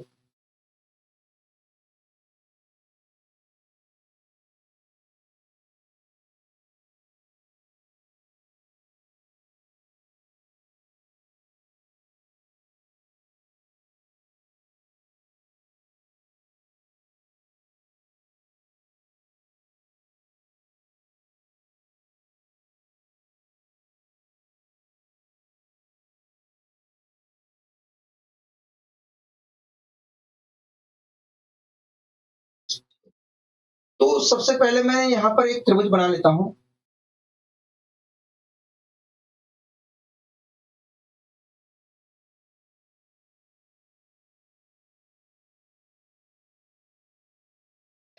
सबसे पहले मैंने आपके सामने एक त्रिभुज यहाँ पर बना लिया। मान लीजिए इस त्रिभुज का ये वाला जो शीर्ष है ये ए है और ये वाला शीर्ष बी है और ये वाला शीर्ष हमारा सी है, ठीक है। मान लीजिए तो ये हमारा एक त्रिभुज है जिसका ये वाला शीर्ष ए है, ये वाला शीर्ष बी है और ये वाला शीर्ष सी है। अगर तो मैं इस भुजा बीसी के समानांतर एक रेखा खींचता हूं ऐसे, तो अगर मैं इस भुजा बीसी के समानांतर एक रेखा खींचता हूं ऐसे, और ये रेखा एबी पर स्थित बिंदु डी से निकलकर, दोस्तों मान लीजिए ये हमारा एक त्रिभुज एबीसी है और इस भुजा बीसी के समानांतर, इस त्रिभुज में भुजा बीसी के समानांतर मैं एक रेखा खींचता हूं डीई, तो ऐसी स्थिति में दोस्तों बनने वाला जो छोटा त्रिभुज हमारा एडीसी है, दोस्तों ऐसी स्थिति में बनने वाला जो छोटा त्रिभुज हमारा ये है इस बड़े त्रिभुज के समरूप होगा। अर्थात यदि त्रिभुज एबीसी में मैं बीसी के समानांतर एक रेखा खींचता हूं डीई, तो ऐसी स्थिति में त्रिभुज ए डी ई जो होगा वो समरूप होगा त्रिभुज एबीसी की। यही चीज हमसे कहना चाह रहा है। तो ये बातें आपको हमेशा ध्यान रखनी है। ये बातें ध्यान हमेशा रखनी है कि यदि किसी त्रिभुज एबीसी में किसी भुजा बीसी के समानांतर एक रेखा हमारी डीई खींची जा रही है, तो ऐसी स्थिति में बनने वाला जो छोटा त्रिभुज होगा बड़े वाले त्रिभुज के समरूप होगा। ठीक है, अर्थात यदि त्रिभुज एबीसी में बीसी के भुजा के समानांतर एक रेखा डीई खींची गई है, तो ऐसी स्थिति में त्रिभुज एडीई समरूप होगा त्रिभुज एबीसी के, या त्रिभुज एईडी समरूप होगा त्रिभुज एसीबी के। ठीक है, तो ये बातें आपको हमेशा ध्यान रखनी है, ये बातें आपको हमेशा ध्यान रखनी है। लेकिन ये चीज कहां से निकल कर आया, कैसे निकल कर आया, आइए हम इसके पीछे लॉजिक जानने की कोशिश करते हैं। यहां से अभी हम कुछ और नई चीजें निकालेंगे, धैर्य रखिए। ठीक है, तो हमें क्या प्रूव करना है, देखिए हमें यही प्रूव करना है कि यदि किसी त्रिभुज एबीसी में हम बीसी भुजा के समानांतर एक रेखा डीई खींचते हैं, तो ऐसी स्थिति में बनने वाला छोटा जो त्रिभुज है इस बड़े वाले त्रिभुज से समरूप होगा, अर्थात त्रिभुज एडीई समरूप होगा त्रिभुज एबीसी के, या त्रिभुज एईडी समरूप होगा त्रिभुज एसीबी के। यही तो हमें प्रूव करना है। हाँ, यही बात हमें प्रूव करना है, यही बात हमें प्रूव करना है। ठीक है, तो आइए तो हम इस चीज को प्रूव करते हैं। तो सबसे पहले प्रूव करने के लिए मैंने एक त्रिभुज एबीसी बना लिया, और इस एबीसी त्रिभुज में मैंने बीसी भुजा के समानांतर एक रेखा खींच ली डीई। ठीक है, जो एबी भुजा को डी बिंदु पर मिलती है, डी बिंदु पर काटती है, और एसी भुजा को ई बिंदु पर काटती है। आपको कोई दिक्कत है? कोई नहीं, हमें कोई दिक्कत, कोई परेशानी नहीं है। तो आप मुझे बताइए, यहाँ पर तो कुछ कोण बना हुआ कभी, हाँ यहाँ पर तो कुछ कोण बन रहा होगा कभी, हाँ मान लीजिए यहाँ पर 3 डिग्री का कोण बन रहा है। ठीक है, यहाँ पर भी कुछ कोण बन रहा होगा कभी, हाँ मान लीजिए यहाँ पर 5 डिग्री का कोण बन रहा है, यहाँ पर 5 डिग्री का कोण बन रहा है। ठीक है, कोई दिक्कत है कभी नहीं। तो इस भुजा के समानांतर मैंने ये वाली रेखा खींची है। हाँ, तो दोस्तों आप यहाँ पर देख रहे हैं कि ये दोनों रेखाएं क्या है, समानांतर है, और इन दोनों समानांतर रेखाओं को एक तिर्यक रेखा ऐसे काट रही है। और आपको जैसे कि पता है कि जब दो समानांतर रेखाओं को एक तिर्यक रेखा काटती है, तो तिर्यक रेखा के एक ही तरफ अंदर बाहर या बाहर अंदर के कोण बराबर होते हैं। अगर दोस्तों इन दोनों समानांतर रेखाओं को एक तिर्यक रेखा ऐसे काट रही है, तो ऐसी स्थिति में तिर्यक रेखा के एक ही तरफ अंदर और बाहर के बनने वाले कोण क्या होंगे, बराबर होंगे। मतलब अगर यहाँ पर थीटा डिग्री का कोण बन रहा है, तो यहाँ पर भी थीटा डिग्री का ही कोण बनेगा। ठीक है, यहाँ तक सारी चीजें समझ में आ गई है। हाँ, इसी प्रकार तो आप यहाँ पर देख रहे हैं कि इन दोनों समानांतर रेखाओं को एक तिर्यक रेखा यहाँ पर भी ऐसे काट रही है।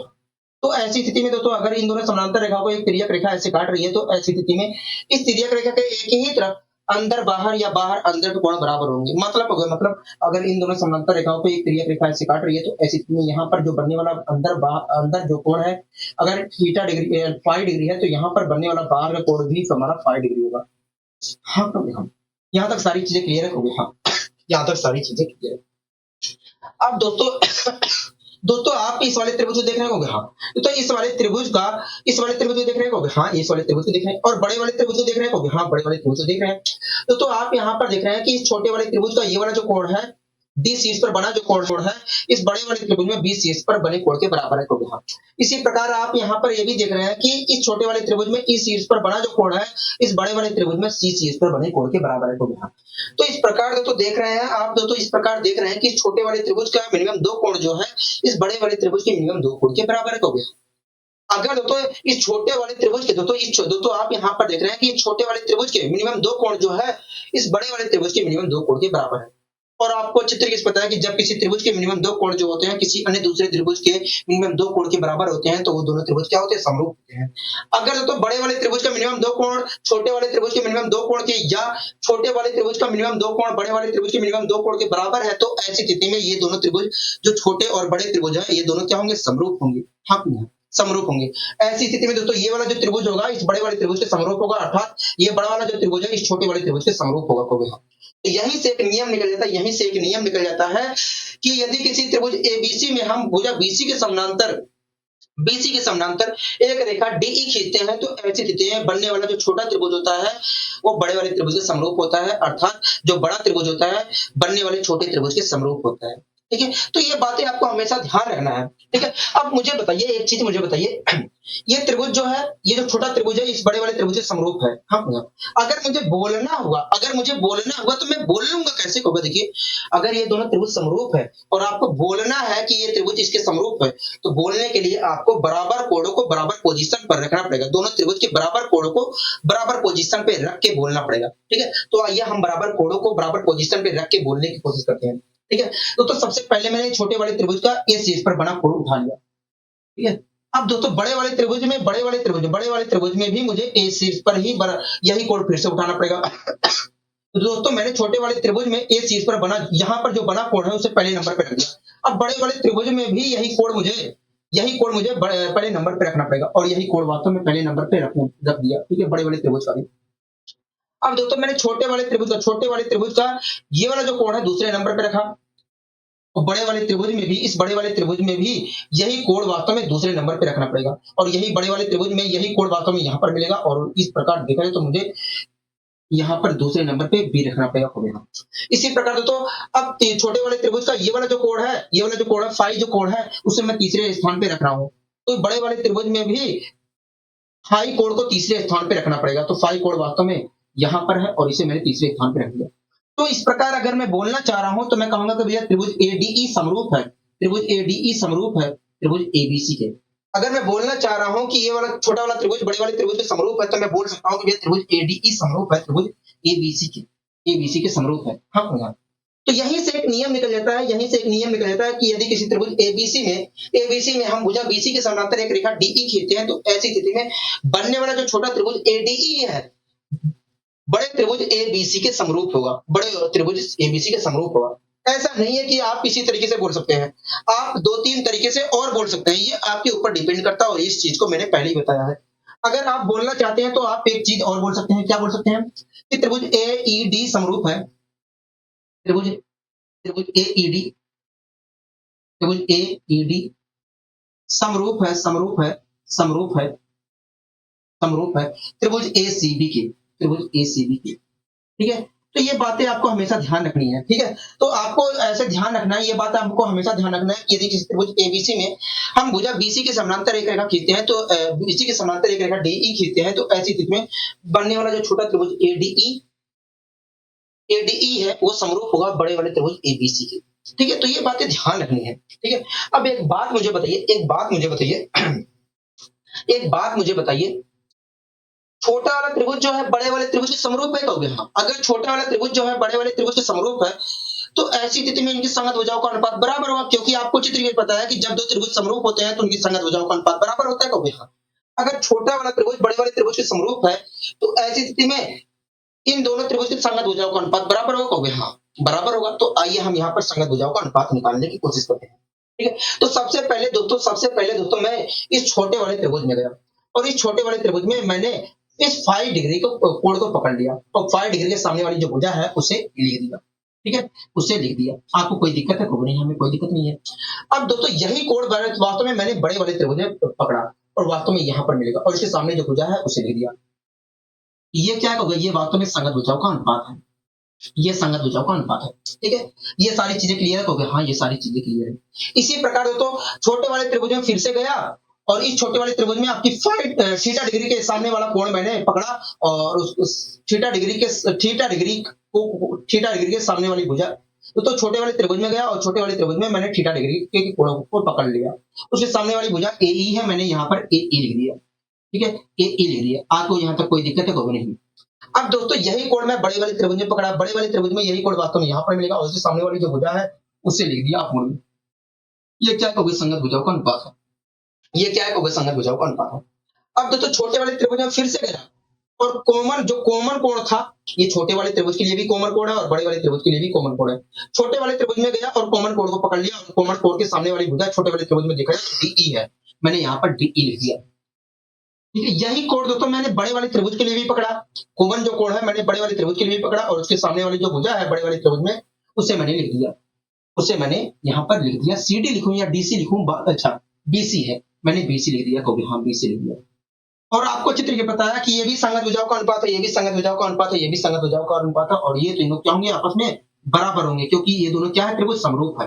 हाँ, तो इस प्रकार दोस्तों आप देख रहे हैं कि अगर यहाँ पर दोस्तों आप ध्यानपूर्वक देख रहे हैं तो ये दोनों त्रिभुज क्या है? समरूप है। तो ऐसी स्थिति में दोस्तों इनकी संगत भुजाओं का अनुपात जो है एडी अपॉन एबी, एई अपॉन एसी और डीई अपॉन बीसी आपस में क्या है? बराबर है। तो यहाँ तो दोस्तों आप यहाँ पर देख रहे हैं कि ये दोनों त्रिभुज क्या है? समरूप है। ये छोटा वाला त्रिभुज जो है बड़े वाले त्रिभुज से समरूप है। तो ऐसी स्थिति में दोस्तों एडी भुजा का मैं यहाँ पर निशान लगा देता हूं जिससे आपको समझ में आ जाए। एडी भुजा का, एक मिनट रुकिए, एडी भुजा का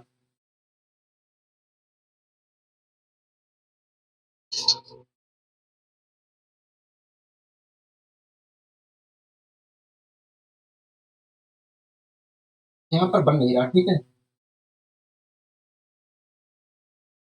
दोस्तों आप यहाँ पर देख रहे हैं कि ये दोनों छोटा वाला त्रिभुज बड़े वाले त्रिभुज के समरूप है। तो ऐसी स्थिति में दोस्तों एडी भुजा का एबी भुजा के साथ जो अनुपात है वही अनुपात दोस्तों एई भुजा का वही अनुपात दोस्तों एई भुजा का एई भुजा का एई भुजा का एसी भुजा के साथ भी है। तो हाँ एसी भुजा के साथ है और वही अनुपात दोस्तों डीई भुजा का बीसी भुजा के साथ है। तो हाँ दोस्तों आप यहाँ पर देख रहे हैं एक मिनट और रुक जाइए।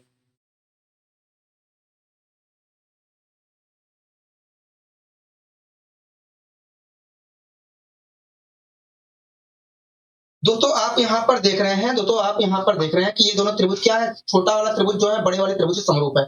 तो ऐसी स्थिति में दोस्तों आप यहाँ पर देख रहे हैं कि छोटा वाला त्रिभुज जो है बड़े वाले त्रिभुज से समरूप है। ऐसी स्थिति में दोस्तों एडी भुजा का एबी भुजा के साथ जो अनुपात है वही अनुपात दोस्तों एई भुजा का एसी भुजा के साथ है। हाँ तो यहीं से दूसरा नियम निकल जाता है, कि यदि किसी त्रिभुज एबीसी में हम भुजा बीसी के समानांतर एक रेखा डीई खींचते हैं तो ऐसी स्थिति में इस खंड के साथ जो अनुपात होता है वही अनुपात इस खंड के साथ होता है और वही अनुपात इस खंड के साथ होता है। तो यहीं से एक नियम निकल जाता है कि यदि किसी त्रिभुज एबीसी में भुजा बीसी के समानांतर एक रेखा खींचते हैं तो ऐसी स्थिति में इस खंड के साथ दोस्तों इस भुजा के साथ जो अनुपात होता है वही अनुपात इस भुजा के साथ होता है और वही अनुपात दोस्तों इस भुजा के साथ होता है। तो ये बातें आपको हमेशा ध्यान रखनी है, क्योंकि इस चीज का बहुत बड़ा रोल होने वाला है, इस चीज का समरूपता के अंदर बहुत बड़ा रोल होने वाला है। ठीक है, तो ये बातें आपको हमेशा ध्यान रखनी है कि यदि किसी त्रिभुज एबीसी में भुजा बीसी के समानांतर एक रेखा हमारी डीई खींची गई है तो ऐसी स्थिति में छोटा वाला त्रिभुज जो होगा बड़े वाले त्रिभुज के समरूप होगा और इसके साथ साथ इस छोटे वाले त्रिभुज का इस वाले खंड की और इसके साथ साथ इस वाली भुजा का इस बड़ी वाली भुजा के साथ जो अनुपात होगा वही अनुपात तो इस वाले छोटे वाले त्रिभुज का इस भुजा का इस बड़े वाले त्रिभुज के भुजा के साथ होगा और वही अनुपात इस भुजा के साथ होगा। तो ये बातें आपको हमेशा ध्यान रखनी है। ठीक है, सारी चीजें क्लियर हो गई? हाँ, ये सारी चीजें क्लियर हो गई और यही सारी चीजें जो मैंने बताई है यही सारी चीजें यहाँ पर लिखी भी गई है। यही जो चीजें मैंने बताई है वही चीजें यहाँ पर लिखी गई है, तो आपको इससे घबराना नहीं है। ठीक है, अब दोस्तों आइए हम इस पर क्वेश्चन कर लेते हैं। तो पहला क्वेश्चन आप पढ़िए, देखिए क्या कहना चाह रहा है। तो देखिए हमसे कह रहा है कि दी गई आकृति में, ठीक है। अच्छा, हमसे कह रहा है, हमें क्या कह रहा है कि दी गई आकृति में त्रिभुज पी क्यू आर में भुजा क्यू आर के समानांतर एक रेखा एस टी खींची गई है। ठीक है जी। कह रहा है कि नीचे दिए गए कथनों में से कौन सा कथन सही होगा। कह रहा है कि बताइए P S upon P Q का जो अनुपात हो P T upon P R के बराबर होगा कि नहीं। आगे कह रहा है पी टी और पी आर का जो अनुपात है S T upon Q R के बराबर होगा कि नहीं। आगे कह रहा है कि पी एस और पी क्यू का जो अनुपात है वो S T upon Q R के बराबर होगा कि नहीं। कह रहा है कि इनमें से सभी होगा कि नहीं। तो यही चीज हमसे पूछ रहा था। हाँ, तो सबसे पहले इनके प्रश्नों का जवाब देने के लिए, इस क्वेश्चन का जवाब देने के लिए सबसे पहले मैं इस आकृति को यहाँ पर बना लेता हूँ। इस क्वेश्चन का जवाब देने के लिए सबसे पहले मैं इस आकृति को यहाँ पर बना लेता हूँ। तो ये वाला शीर्ष हमारा P है और ये वाला शीर्ष हमारा Q है और ये वाला शीर्ष हमारा R है। ठीक है, ये वाला शीर्ष हमारा R है, ये हमारा ST है। तो इस PQR त्रिभुज में QR भुजा के समानांतर एक रेखा खींची गई है ST। ठीक है, जो PQ को S बिंदु पर काटती है और PR को T बिंदु पर काटती है। ठीक है, तो कह रहा है कि तब बताइए, कह रहा है कि अगर इस PQR त्रिभुज में QR भुजा के समानांतर एक रेखा ST खींची गई है तब बताइए, तो ऐसी स्थिति में बताइए क्या PS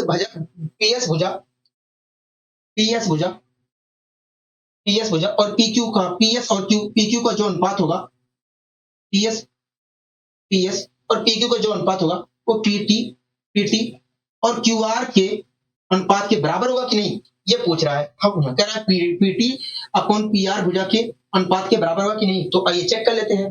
दोस्तों आपको चित्र के पता है कि जब किसी त्रिभुज ABC में हम PQR में हम QR भुजा के समानांतर एक रेखा ST खींचते हैं तो ऐसी स्थिति में दोस्तों इस भुजा के साथ जो अनुपात होता है इस भुजा के साथ जो अनुपात होता है वही अनुपात दोस्तों इस भुजा के साथ होता है। हाँ, तो ये बात तो इनका सही है। ये बात, और यही चीज हमसे कह रहा था कि क्या पीएस अपॉन पीक्यू का अनुपात जो होगा, पीएस और पीक्यू का जो अनुपात होगा वो पीटी और पीआर के भुजा के अनुपात के बराबर होगा। कहोगे हाँ बिल्कुल होगा, क्योंकि ऐसा होता है। क्या होता है? कहोगे देखिए, जब किसी त्रिभुज में पी क्यू आर में हम क्यू आर भुजा के समानांतर एच रेखा खींचते हैं, तो ऐसी स्थिति में इस भुजा के साथ जो अनुपात होता है वही अनुपात इस भुजा के साथ होता है। तो पहला पहला जो हमारा ऑप्शन है वो हमारा सही है। पहली जो बात इन्होंने पूछी है कि क्या पीएस और पीक्यू का जो अनुपात होगा वो पीटी अपॉन पीआर के बराबर होगा, कहोगे हाँ, ये बात इनकी बिल्कुल सही है। ठीक है, अब दोस्तों दूसरा ऑप्शन उठा लेते हैं। तो उन्होंने दूसरे ऑप्शन में कहा कि बताइए पीटी भुजा का इसी दोस्तों दूसरे ऑप्शन में इन्होंने कहा है कि पीटी अपॉन पीआर का जो अनुपात होगा वही अनुपात क्या S T upon Q R के साथ भी होगा, क्यू आर के अनुपात S T upon Q R के साथ होगा। तो आइए हम चेक कर लेते हैं। दोस्तों आपको अच्छी तरीके पता है कि जब किसी त्रिभुज पी क्यू आर में क्यू आर भुजा के समानांतर एक रेखा हम एस टी खींचते हैं, तो ऐसी स्थिति में दोस्तों इस भुजा के साथ जो अनुपात होता है वही अनुपात दोस्तों इस भुजा के साथ भी होता है। तो ये बात भी इनकी सही है, ये बात भी हमारी इनकी सही है। इस प्रकार से दोस्तों देखा जाए तो ये जो हमारा कहा जा रहा था कि क्या पीएस अपॉन पीक्यू भुजा का पीएस अपॉन पीक्यू का जो अनुपात होगा पीटी अपॉन पीआर के होगा, तो ये बात भी सही थी। और दूसरी बात इन्होंने कहा था क्या पीटी अपॉन पीआर जो होगा एसटी अपॉन क्यूआर के बराबर होगा, तो ये भी बात इनकी सही है। हम इसी प्रकार से तो तीसरा ऑप्शन इन्होंने क्या कहा है, इन्होंने तीसरे ऑप्शन में कहा है कि क्या पीएस अपॉन पीक्यू का अनुपात जो होगा वो एसटी अपॉन क्यूआर के बराबर होगा, कहोगे हाँ क्यूआर के बराबर होगा। तो हमें चेक करना पड़ेगा, कहोगे हाँ हमें चेक करना पड़ेगा। दोस्तों आपको अच्छी तरीके पता है कि जब किसी त्रिभुज पी क्यू आर में हम क्यू आर भुजा के समानांतर एक रेखा एस टी खींचते हैं, तो ऐसी स्थिति में इस भुजा के साथ जो अनुपात होता है वही अनुपात इस भुजा के साथ होता है। तो ये बात भी इनकी सही है। इस प्रकार देखा जाए तो पहला ऑप्शन भी इनका सही है। पहले ऑप्शन में जो हमारा इन्होंने प्रश्न किया है वो भी सही है, दूसरे ऑप्शन में जो प्रश्न किया गया है वो भी सही है, तीसरे ऑप्शन में जो प्रश्न किया गया है वो भी सही है। इस प्रकार देखा जाए तो ये तीनों विकल्प सही है, मतलब ये जो तीनों ऑप्शन है इनमें से सभी चीजें सही हैं इनकी। हाँ ठीक है, ये सारी चीजें क्लियर हो गई, कहोगे हाँ ये सारी चीजें क्लियर हो गई। और ये बातें तो आपको पहले से ही पता थी, तो ये पूछना एक तरह से बेफिजूली थी, कहोगे हाँ, लेकिन आपको याद दिलाने के लिए पूछा गया है। ठीक है, अब दोस्तों अब आइए इस पर हम क्वेश्चन कर लेते हैं। हमसे कह रहा है कि त्रिभुज एबीसी में रेखाखंड डीई भुजा के समानांतर बीसी कह रहा है कि रेखाखंड डीई जो है भुजा बीसी के समानांतर है। ठीक है, कह रहा है कि जहां डी और ई क्रम से ए बी और एसी पर स्थित है। कह रहा है यदि एडी और डीबी का जो अनुपात है 2:3 है और भुजा एसी की लंबाई 15 सेंटीमीटर है, तो रेखाखंड एई की लंबाई माप क्या होगी। हम तो सबसे पहले मैं इस आकृति को यहाँ पर बना लेता हूँ, ठीक है। तो एक त्रिभुज हमारा एबीसी है, इस एबीसी में एक रेखा डीई है जो हमारा बीसी के समानांतर है, और ये जो डी बिंदु है ये एबी भुजा पर स्थित है, और ये जो ई बिंदु है एसी भुजा पर स्थित है। यहाँ ठीक है, हमसे कह रहा है कि ये जो एडी है और डीबी है, इनकी लंबाई का जो अनुपात है, इनके अनुपात जो एडी भुजा और डीबी भुजा के जो अनुपात है उनका अनुपात जो है 2:3 है। तो हाँ 2:3 है। ठीक है, कह रहा है भुजा बी एसी की लंबाई, कह रहा है ये जो भुजा एसी है इसकी लंबाई अगर 15 सेंटीमीटर कुल हो, कह रहा है इसकी लंबाई अगर कुल मिलाकर 15 सेंटीमीटर हो, कह रहा है कि अगर इसकी लंबाई कुल मिलाकर 15 सेंटीमीटर हो, तब बताइए एई की लंबाई क्या होगी, इसकी लंबाई क्या होगी, कहोगे हाँ इसकी लंबाई पूछ रहे हैं। तो आइए लंबाई निकालने की कोशिश करते हैं।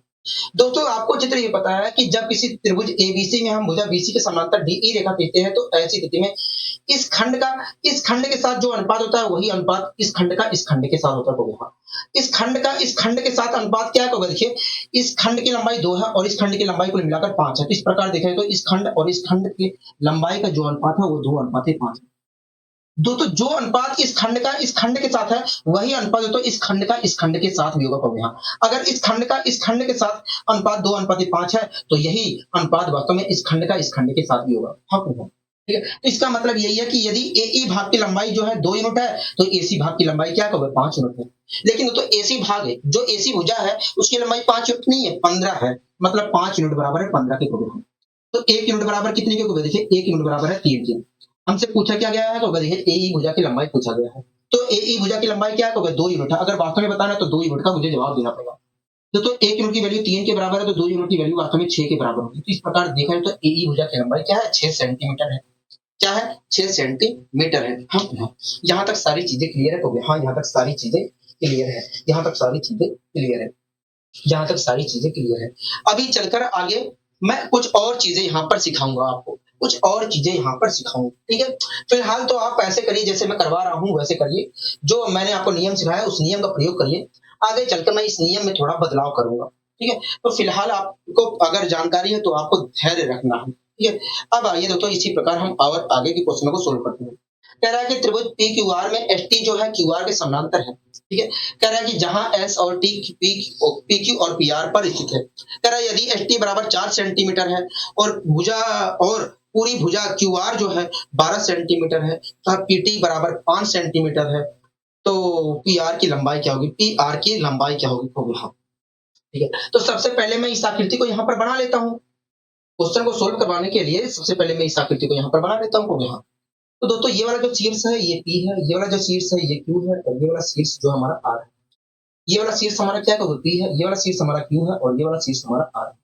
ठीक है, और ये जो बिंदु है S है और ये जो हमारा Q है। तो हमसे कह रहा है कि एक त्रिभुज PQR में ST जो है ये QR के समानांतर है। तो कह रहा है H जो है भुजा PQ पर स्थित है और जो T है वो भुजा PR पर स्थित है। कह रहा है ST भुजा की जो लंबाई है वो 4 सेंटीमीटर है अपने, और QR भुजा की जो लंबाई है वो 12 सेंटीमीटर है। कह रहा है कि पीटी जो हमारा है ये हमारा 5 है। क्या है 5 है। कह रहा है ये जो पीटी भुजा है इसकी लंबाई कुल मिलाकर 5 सेंटीमीटर है। कह रहा है पीटी जो भुजा है उसकी लंबाई 5 सेंटीमीटर है। कह रहा है कि पीआर भुजा की लंबाई क्या होगी, ये वाली भुजा हमसे पूछ रहा है। हाँ ये वाली भुजा हमसे पूछ रहा है। ठीक है, तो आइए निकालने की कोशिश करते हैं। दोस्तों आपको अच्छे तरीके पता है कि जब किसी त्रिभुज पी क्यू आर में हम क्यू आर भुजा के समानांतर एक रेखा एस टी खींचते हैं तो ऐसी स्थिति में इस भुजा के साथ जो अनुपात होता है वही अनुपात इस भुजा का इस भुजा के साथ होता है। तो इस भुजा के साथ अनुपात है कितना होगा, देखिए इस भुजा के साथ जो अनुपात है 1:3 का रिश्ता है। तो ये अगर तो इस भुजा के साथ अनुपात जो है 1:3 है। अगर तो इस भुजा के साथ जो अनुपात है वो 1/3 है तो यही अनुपात तो इस भुजा के साथ भी होगा। हाँ मतलब अगर इस भुजा की लंबाई 1 यूनिट है तो इस भुजा की लंबाई जो है 3 यूनिट है। तो इस भुजा के साथ तो आपको चित्र की पता है कि जब किसी त्रिभुज पी क्यू आर में हम क्यू आर भुजा के समानांतर एक रेखा एस टी खींचते हैं तो ऐसी स्थिति में इस भुजा के साथ जो अनुपात होता है वही अनुपात इस खंड के साथ भी होता है। तो यहाँ अगर इस भुजा के साथ अनुपात 1/3 का है, 1/3 है तो इस भुजा के साथ भी अनुपात 1/3 ही होगा। तो मतलब अगर पी टी भुजा की लंबाई 1 यूनिट है तो इस पी आर भुजा की लंबाई क्या है 3 यूनिट है। यहाँ तो पीटी भुजा की लंबाई वास्तव में 1 यूनिट नहीं है 5 है। 5 सेंटीमीटर है, लेकिन हमारे अनुसार तो 1 है। हाँ इस प्रकार देखा जाए तो 1 यूनिट बराबर है 5 1 यूनिट जो है 5 सेंटीमीटर के बराबर है। हमसे पूछा गया था पीआर भुजा की लंबाई, तो पीआर भुजा की लंबाई क्या होगा 3 यूनिट है। तो 1 यूनिट जो है 5 सेंटीमीटर को रिप्रेजेंट कर रहा है तो 3 यूनिट किसको करेगा 15 को करेगा। 15 को करेगा। हाँ इस प्रकार देखा जाए तो इस पीआर भुजा की लंबाई जो होगी वो कुल मिलाकर 15 सेंटीमीटर होगी। क्या होगी 15 सेंटीमीटर होगी। हाँ यहाँ तक सारी चीजें समझ में आ गई है। हाँ यहाँ तक सारी चीजें समझ में आ गई। अब आइए दोस्तों इसी क्रम में हम और आगे यहाँ पर बढ़ने की कोशिश करते हैं। अब आइए दोस्तों इसी क्रम में हम और आगे बढ़ने की कोशिश करते हैं। आप इस क्वेश्चन को देख रहे हैं। हाँ इस क्वेश्चन को हम देख रहे हैं। क्या कहना चाह रहा है देखिए, कह रहा है कि एक त्रिभुज एबीसी में डीई समानांतर है बीसी के। कह रहा है कि जहां डी और ई क्रम से भुजा एबी और एबी पर स्थित है। यहाँ कह रहा है यदि समानांतर रेखा खंडों की लंबाई जो है डीई 5 सेंटीमीटर है और बीसी जो है 15 सेंटीमीटर है तथा एडी जो है 4 सेंटीमीटर दिया गया है तो पूरी भुजा एबी की लंबाई क्या होगी, पूरी भुजा एबी की लंबाई क्या होगी। हाँ पूरी भुजा एबी की लंबाई क्या होगी यही पूछ रहा है। हाँ ठीक है, तो आइए सबसे पहले मैं इस आकृति को यहाँ पर बना लेता हूँ। उसके बाद हम इस क्वेश्चन को सोल्व करेंगे।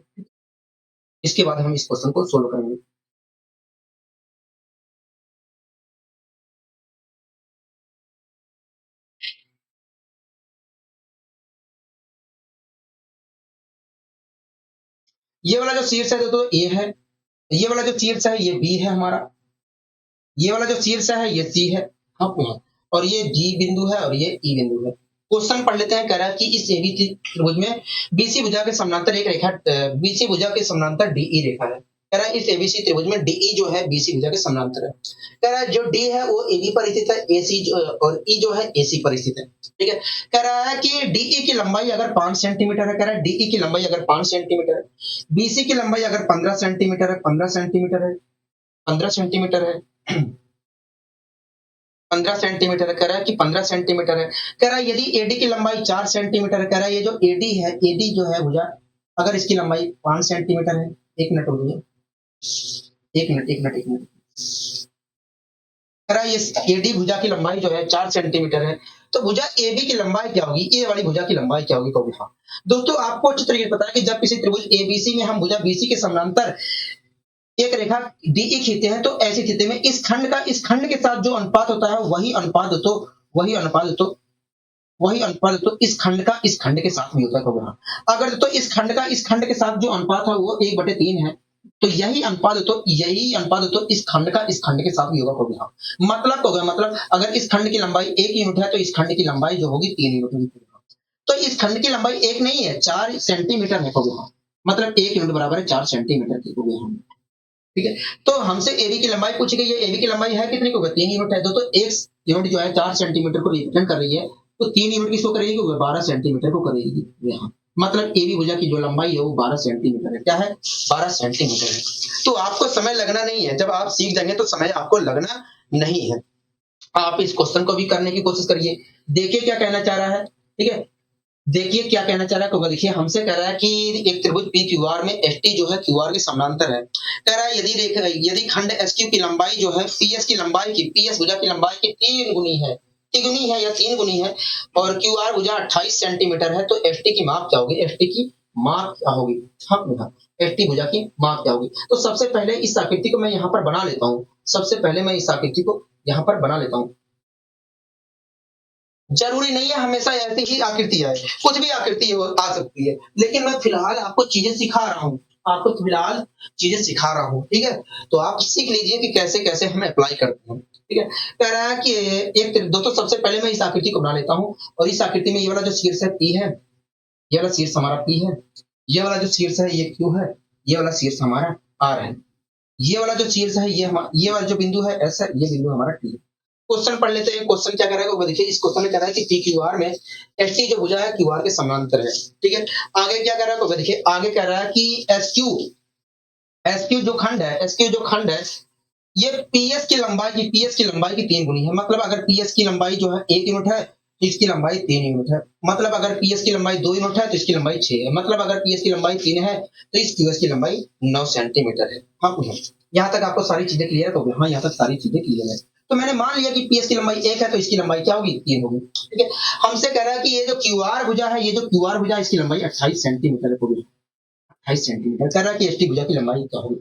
दोस्तों आपको अच्छे तरीके से पता है कि जब किसी त्रिभुज पी क्यूआर में हम क्यूआर भुजा के समानांतर एक रेखा एसटी खींचते हैं, तो ऐसी स्थिति में इस खंड के साथ जो अनुपात होता है वही अनुपात इस खंड का इस खंड के साथ होता है।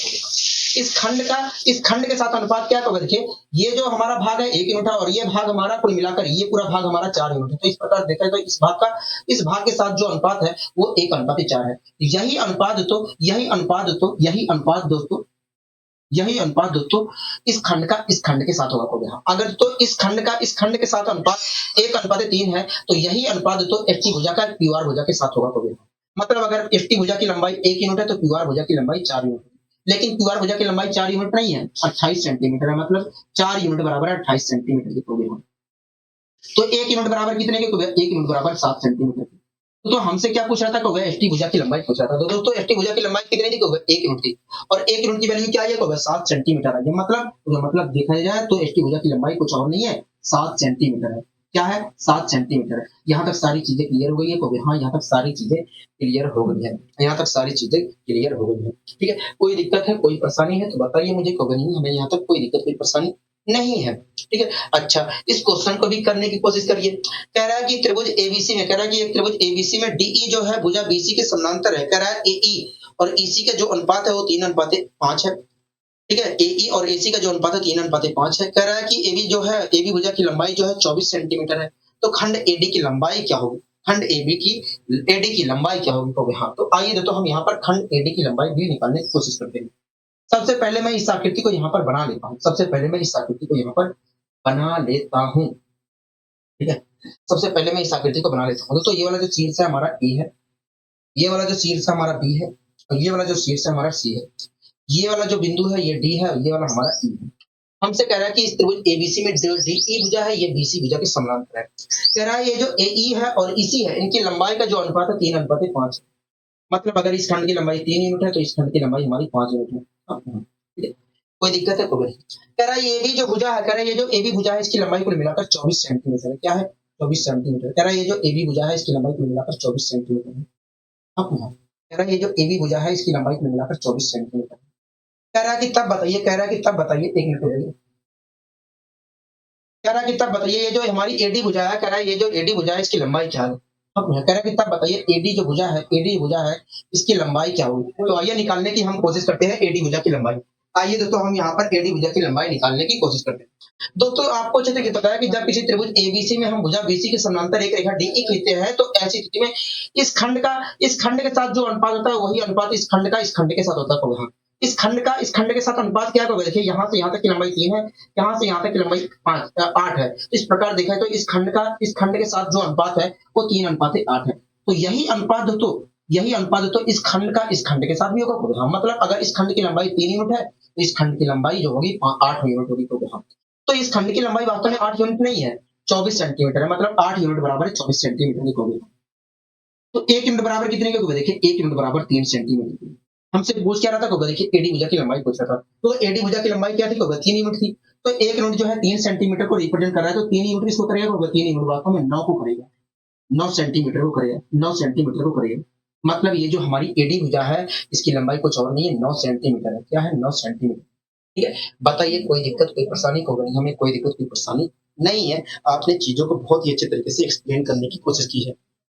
ठीक है? अच्छा, इस क्वेश्चन को भी कर लेते हैं, इस क्वेश्चन को भी कर लेते हैं। देखिए इस क्वेश्चन में क्या कर रहा है? देखिए इस क्वेश्चन में हमसे कह रहा है कि त्रिभुज एक्स वाई जेड में एल एम जो है वाई जेड के समानांतर है। कह रहा है कि यदि एक्सएल जो है और एक्स वाई जो है उनका अनुपात 2:5 है और एमजेड जो है वो 12 सेंटीमीटर है, 12 सेंटीमीटर है। तो एक्सएम की लंबाई क्या होगी? एक्सएम की लंबाई क्या होगी? एक्सएम जो भुजा है उसकी लंबाई क्या होगी? ये पूछ रखोगे। तो आइए सबसे पहले मैं इस आकृति को यहाँ पर बना लेता हूँ। सबसे पहले मैं इस आकृति को यहाँ पर बना लेता हूँ। उसके बाद हम यहाँ पर एक्सएम जो भुजा है उसकी हम लंबाई यहाँ पर निकालने की कोशिश करेंगे। एक्सएम जो भुजा है उसकी लंबाई निकालने की कोशिश करते हैं। ठीक है? तो सबसे पहले मैं इस आकृति को यहाँ पर बना लेता हूँ। तो ये वाला जो शीर्ष है, ये वाला शीर्ष हमारा x है। ठीक है? ये वाला जो शीर्ष है ये वाला हमारा y है, और ये वाला जो शीर्ष है हमारा ये z है। ठीक है?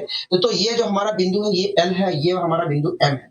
अब क्वेश्चन पढ़ लेते हैं। क्वेश्चन में क्या कह रहा है? देखिए क्वेश्चन में कह रहा है कि ये जो XYZ त्रिभुज है, इस XYZ त्रिभुज में LM जो है ये YZ के समानांतर है।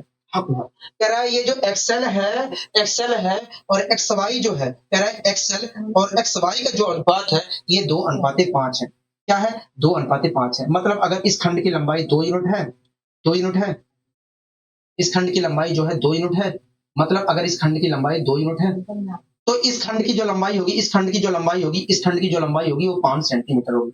कह रहा है कि XY, कह रहा है कि इस त्रिभुज XY, कह रहा है कि यहाँ पर कह रहा हमसे कि XY और XL, कह रहा है कि हमसे XL और XY का जो अनुपात है 2:5 है। इसका मतलब यही है कि यदि XL की लंबाई जो है 2 यूनिट है तो XY की लंबाई वास्तव में 5 यूनिट है। लेकिन की जरूरत नहीं है, हम तो यहाँ पर लिखते, लेकिन मैंने यहाँ पर दिखा दिया है जिससे आपको आसानी से समझ में आ जाए। ठीक है? कह रहा है कि MZ की जो लंबाई है, MZ कहाँ है? अच्छा, कह रहा है MZ की जो लंबाई है, कह रहा है इसकी जो लंबाई है वो 12 सेंटीमीटर है। क्या है? 12 सेंटीमीटर है। ये वास्तव में रियल लंबाई नहीं है, ये वास्तव में रियल लंबाई है। ये हमारा रियल लंबाई है। ठीक है? ये तो अनुपातिक वैल्यू वाली लंबाई थी। ठीक है? हमसे कह रहा है कि ये जो हमारी लंबाई है 12 सेंटीमीटर है। तो बताइए एक्सएम की लंबाई क्या होगी? इसकी लंबाई पूछ रहा था। दोस्तों आपको अच्छे से पता है कि जब किसी त्रिभुज एक्स वाई जेड में हम वाई जेड के समानांतर एक रेखा एलएम खींचते हैं तो ऐसी स्थिति में इस खंड के साथ जो अनुपात होता है वही अनुपात इस खंड के साथ होता है। इस खंड के साथ अनुपात क्या है? देखिए इस खंड के साथ जो अनुपात दिया गया है वो 2:5 दिया गया है। तो यही अनुपात तो इस खंड के साथ भी होगा। मतलब अगर इस खंड के साथ अनुपात 2:5 है तो यही अनुपात तो इस खंड के साथ होगा। मतलब अगर इस खंड की लंबाई 2 यूनिट है तो इस खंड की लंबाई को मिलाकर 5 यूनिट है। एक बात बताइए दोस्तों, यहाँ से यहाँ तक की लंबाई 5 है, उसमें से यहाँ तक की लंबाई 2 है, तो यहाँ से यहाँ तक की लंबाई क्या होगी? तो 3 यूनिट होगी। लेकिन दोस्तों हमसे क्वेश्चन में कहा है कि भैया 3 यूनिट नहीं है। हमारे अनुसार तो देखा जाए तो इस खंड की लंबाई 3 यूनिट होगी, लेकिन क्वेश्चन कह रहा है कि भैया 12 सेंटीमीटर है। मतलब 3 यूनिट बराबर है 12 सेंटीमीटर लिखोगे। तो 1 यूनिट बराबर कितने की होगा? 1 यूनिट वास्तव में 4 सेंटीमीटर के बराबर होगा। हमसे पूछा क्या गया है? होगा एक्सएम पूछा गया है। तो एक्सएम की लंबाई क्या होगा? 2 यूनिट है। तो 1 यूनिट जो है 4 सेंटीमीटर को रिप्रेजेंट कर रहा है, तो 2 यूनिट वास्तव में किसको करेगा? होगा 8 सेंटीमीटर को करेगा। ओके, मतलब जो है ये जो हमारी एक्सएम भुजा थी इसकी लंबाई 8 सेंटीमीटर है। क्या है? 8 सेंटीमीटर है। यहाँ तक सारी चीजें क्लियर है? होगी हाँ, यहाँ तक सारी चीजें क्लियर है। अब आइए दोस्तों इसी क्रम में हम और आगे यहाँ पर बढ़ने की कोशिश करते हैं। तो इस क्वेश्चन को आप पढ़िए, क्या कहना चाह रहा है? तो देखिए कहना चाह रहा है कि एक त्रिभुज कह रहा है कि एक त्रिभुज की भुजा AB पर D और AC पर इस प्रकार स्थित है कि DE जो है समानांतर है BC के। कह रहा है यदि DB की लंबाई जो है AD की लंबाई की दुगनी है और AC की लंबाई 18 सेंटीमीटर है, तो AE की लंबाई क्या होगी? AE की लंबाई क्या होगी? तो आइए दोस्तों हम यहाँ पर AE भुजा की लंबाई निकालने की कोशिश करते हैं। तो सबसे पहले मैं इस आकृति को यहाँ पर बना लेता हूँ। हाँ ठीक है। तो दोस्तों आकृति तो मैंने बना लिया। ये जो शीर्ष है इसका नाम A है, और ये जो शीर्ष है इसका नाम B है, और ये जो शीर्ष है इसका नाम C है। ठीक है, ये जो हमारा बिंदु है ये D है, ये हमारा बिंदु E है। ठीक है, क्वेश्चन पढ़ लेते हैं। क्वेश्चन में क्या कह रहा है? तो देखिए क्वेश्चन में हमसे कह रहा है, कहोगे कि भैया देखिए क्वेश्चन में हमसे कह रहा है कि ये जो त्रिभुज है इस त्रिभुज में AB भुजा और AC भुजा पर एक बिंदु D स्थित है और ये बिंदु स्थित है E स्थित है। कह रहा है कि ये जो बिंदु है इस प्रकार स्थित है कि ये जो DE भुजा है BC भुजा के समानांतर है। ठीक है, कह रहा है आगे कि ये जो DB जो है इसकी लंबाई जो है AD की लंबाई का दुगना है। मतलब अगर इसकी लंबाई 1 यूनिट है तो इसकी लंबाई 2 यूनिट है। मतलब अगर इसकी लंबाई जो है 2 यूनिट है तो इस खंड की लंबाई 4 यूनिट है। मतलब अगर इस खंड की लंबाई हमारी 3 यूनिट है तो इस खंड की लंबाई 6 यूनिट है। तो मैंने मान लिया कि भैया इस AD की लंबाई 1 यूनिट है, DB की लंबाई 2 यूनिट होगी। हाँ ठीक है, कह रहा है यदि AC भुजा की लंबाई जो है, कह रहा है ये जो AC भुजा है इसकी लंबाई अगर 18 सेंटीमीटर हो, कह रहा है कि अगर AC भुजा की लंबाई 18 सेंटीमीटर हो, क्या हो? 18 सेंटीमीटर हो। आपको घबराना नहीं है, मैं अभी आगे चलकर इसे दूसरे तरीके से भी करवाऊंगा। ठीक है, लेकिन जो कॉन्सेप्ट है उस कॉन्सेप्ट को तो सीखिए आप। कह रहा है कि ये AC भुजा की लंबाई अगर 18 सेंटीमीटर है तो AE भुजा की लंबाई क्या होगी? कह रहा है कि इसकी लंबाई क्या होगी? हाँ, कह रहा है इसकी लंबाई क्या होगी? तो आइए दोस्तों हम यहाँ पर AE भुजा की लंबाई निकालने की कोशिश करते हैं। आइए दोस्तों हम यहाँ पर AE भुजा की लंबाई यहाँ पर निकालने की कोशिश करते हैं। AE भुजा जो हमारी है उसकी लंबाई निकालने की कोशिश करते हैं। ठीक है दोस्तों, आपको अच्छे तरीके से पता है कि जब किसी त्रिभुज ABC में हम भुजा BC के समानांतर DE रेखा खींचते हैं तो ऐसी स्थिति में इस खंड के साथ जो अनुपात होता है वही अनुपात इस खंड के साथ होता होगा। इस खंड के साथ अनुपात है कितना होगा? देखिए इसकी लंबाई 1 यूनिट है और इस पूरे की लंबाई वास्तव में 3 यूनिट है। तो इस प्रकार देखा तो इस खंड के साथ जो अनुपात है वो 1:3 है। हाँ, तो यही अनुपात तो इस खंड के साथ भी होगा। हाँ, तो अगर इस खंड के साथ अनुपात 1:3 है तो यही अनुपात तो इस खंड के साथ होगा। मतलब अगर इस खंड की लंबाई 1 यूनिट है, इस पूरे खंड की लंबाई क्या होगी? 3 यूनिट होगी। लेकिन दोस्तों AC भुजा की लंबाई अगर दोस्तों मैं अपने अनुसार देखता हूँ तो 3 यूनिट है, लेकिन क्वेश्चन कह रहा है कि 18 सेंटीमीटर है। मतलब 3 यूनिट बराबर है 18 सेंटीमीटर के होगी। 3 यूनिट बराबर है 18 सेंटीमीटर की। तो 1 यूनिट बराबर किसके होगा? देखिए 1 यूनिट बराबर वास्तव में 6 सेंटीमीटर की। 6 सेंटीमीटर की। हमसे पूछ क्या रहा है? AE भुजा की लंबाई पूछ रहा है। तो AE भुजा की लंबाई क्या थी? देखिए AE भुजा की लंबाई देखा जाए तो 1 यूनिट थी और 1 यूनिट की वैल्यू आई है 6 सेंटीमीटर। मतलब AE भुजा की लंबाई जो है कुछ और नहीं है, 6 सेंटीमीटर है।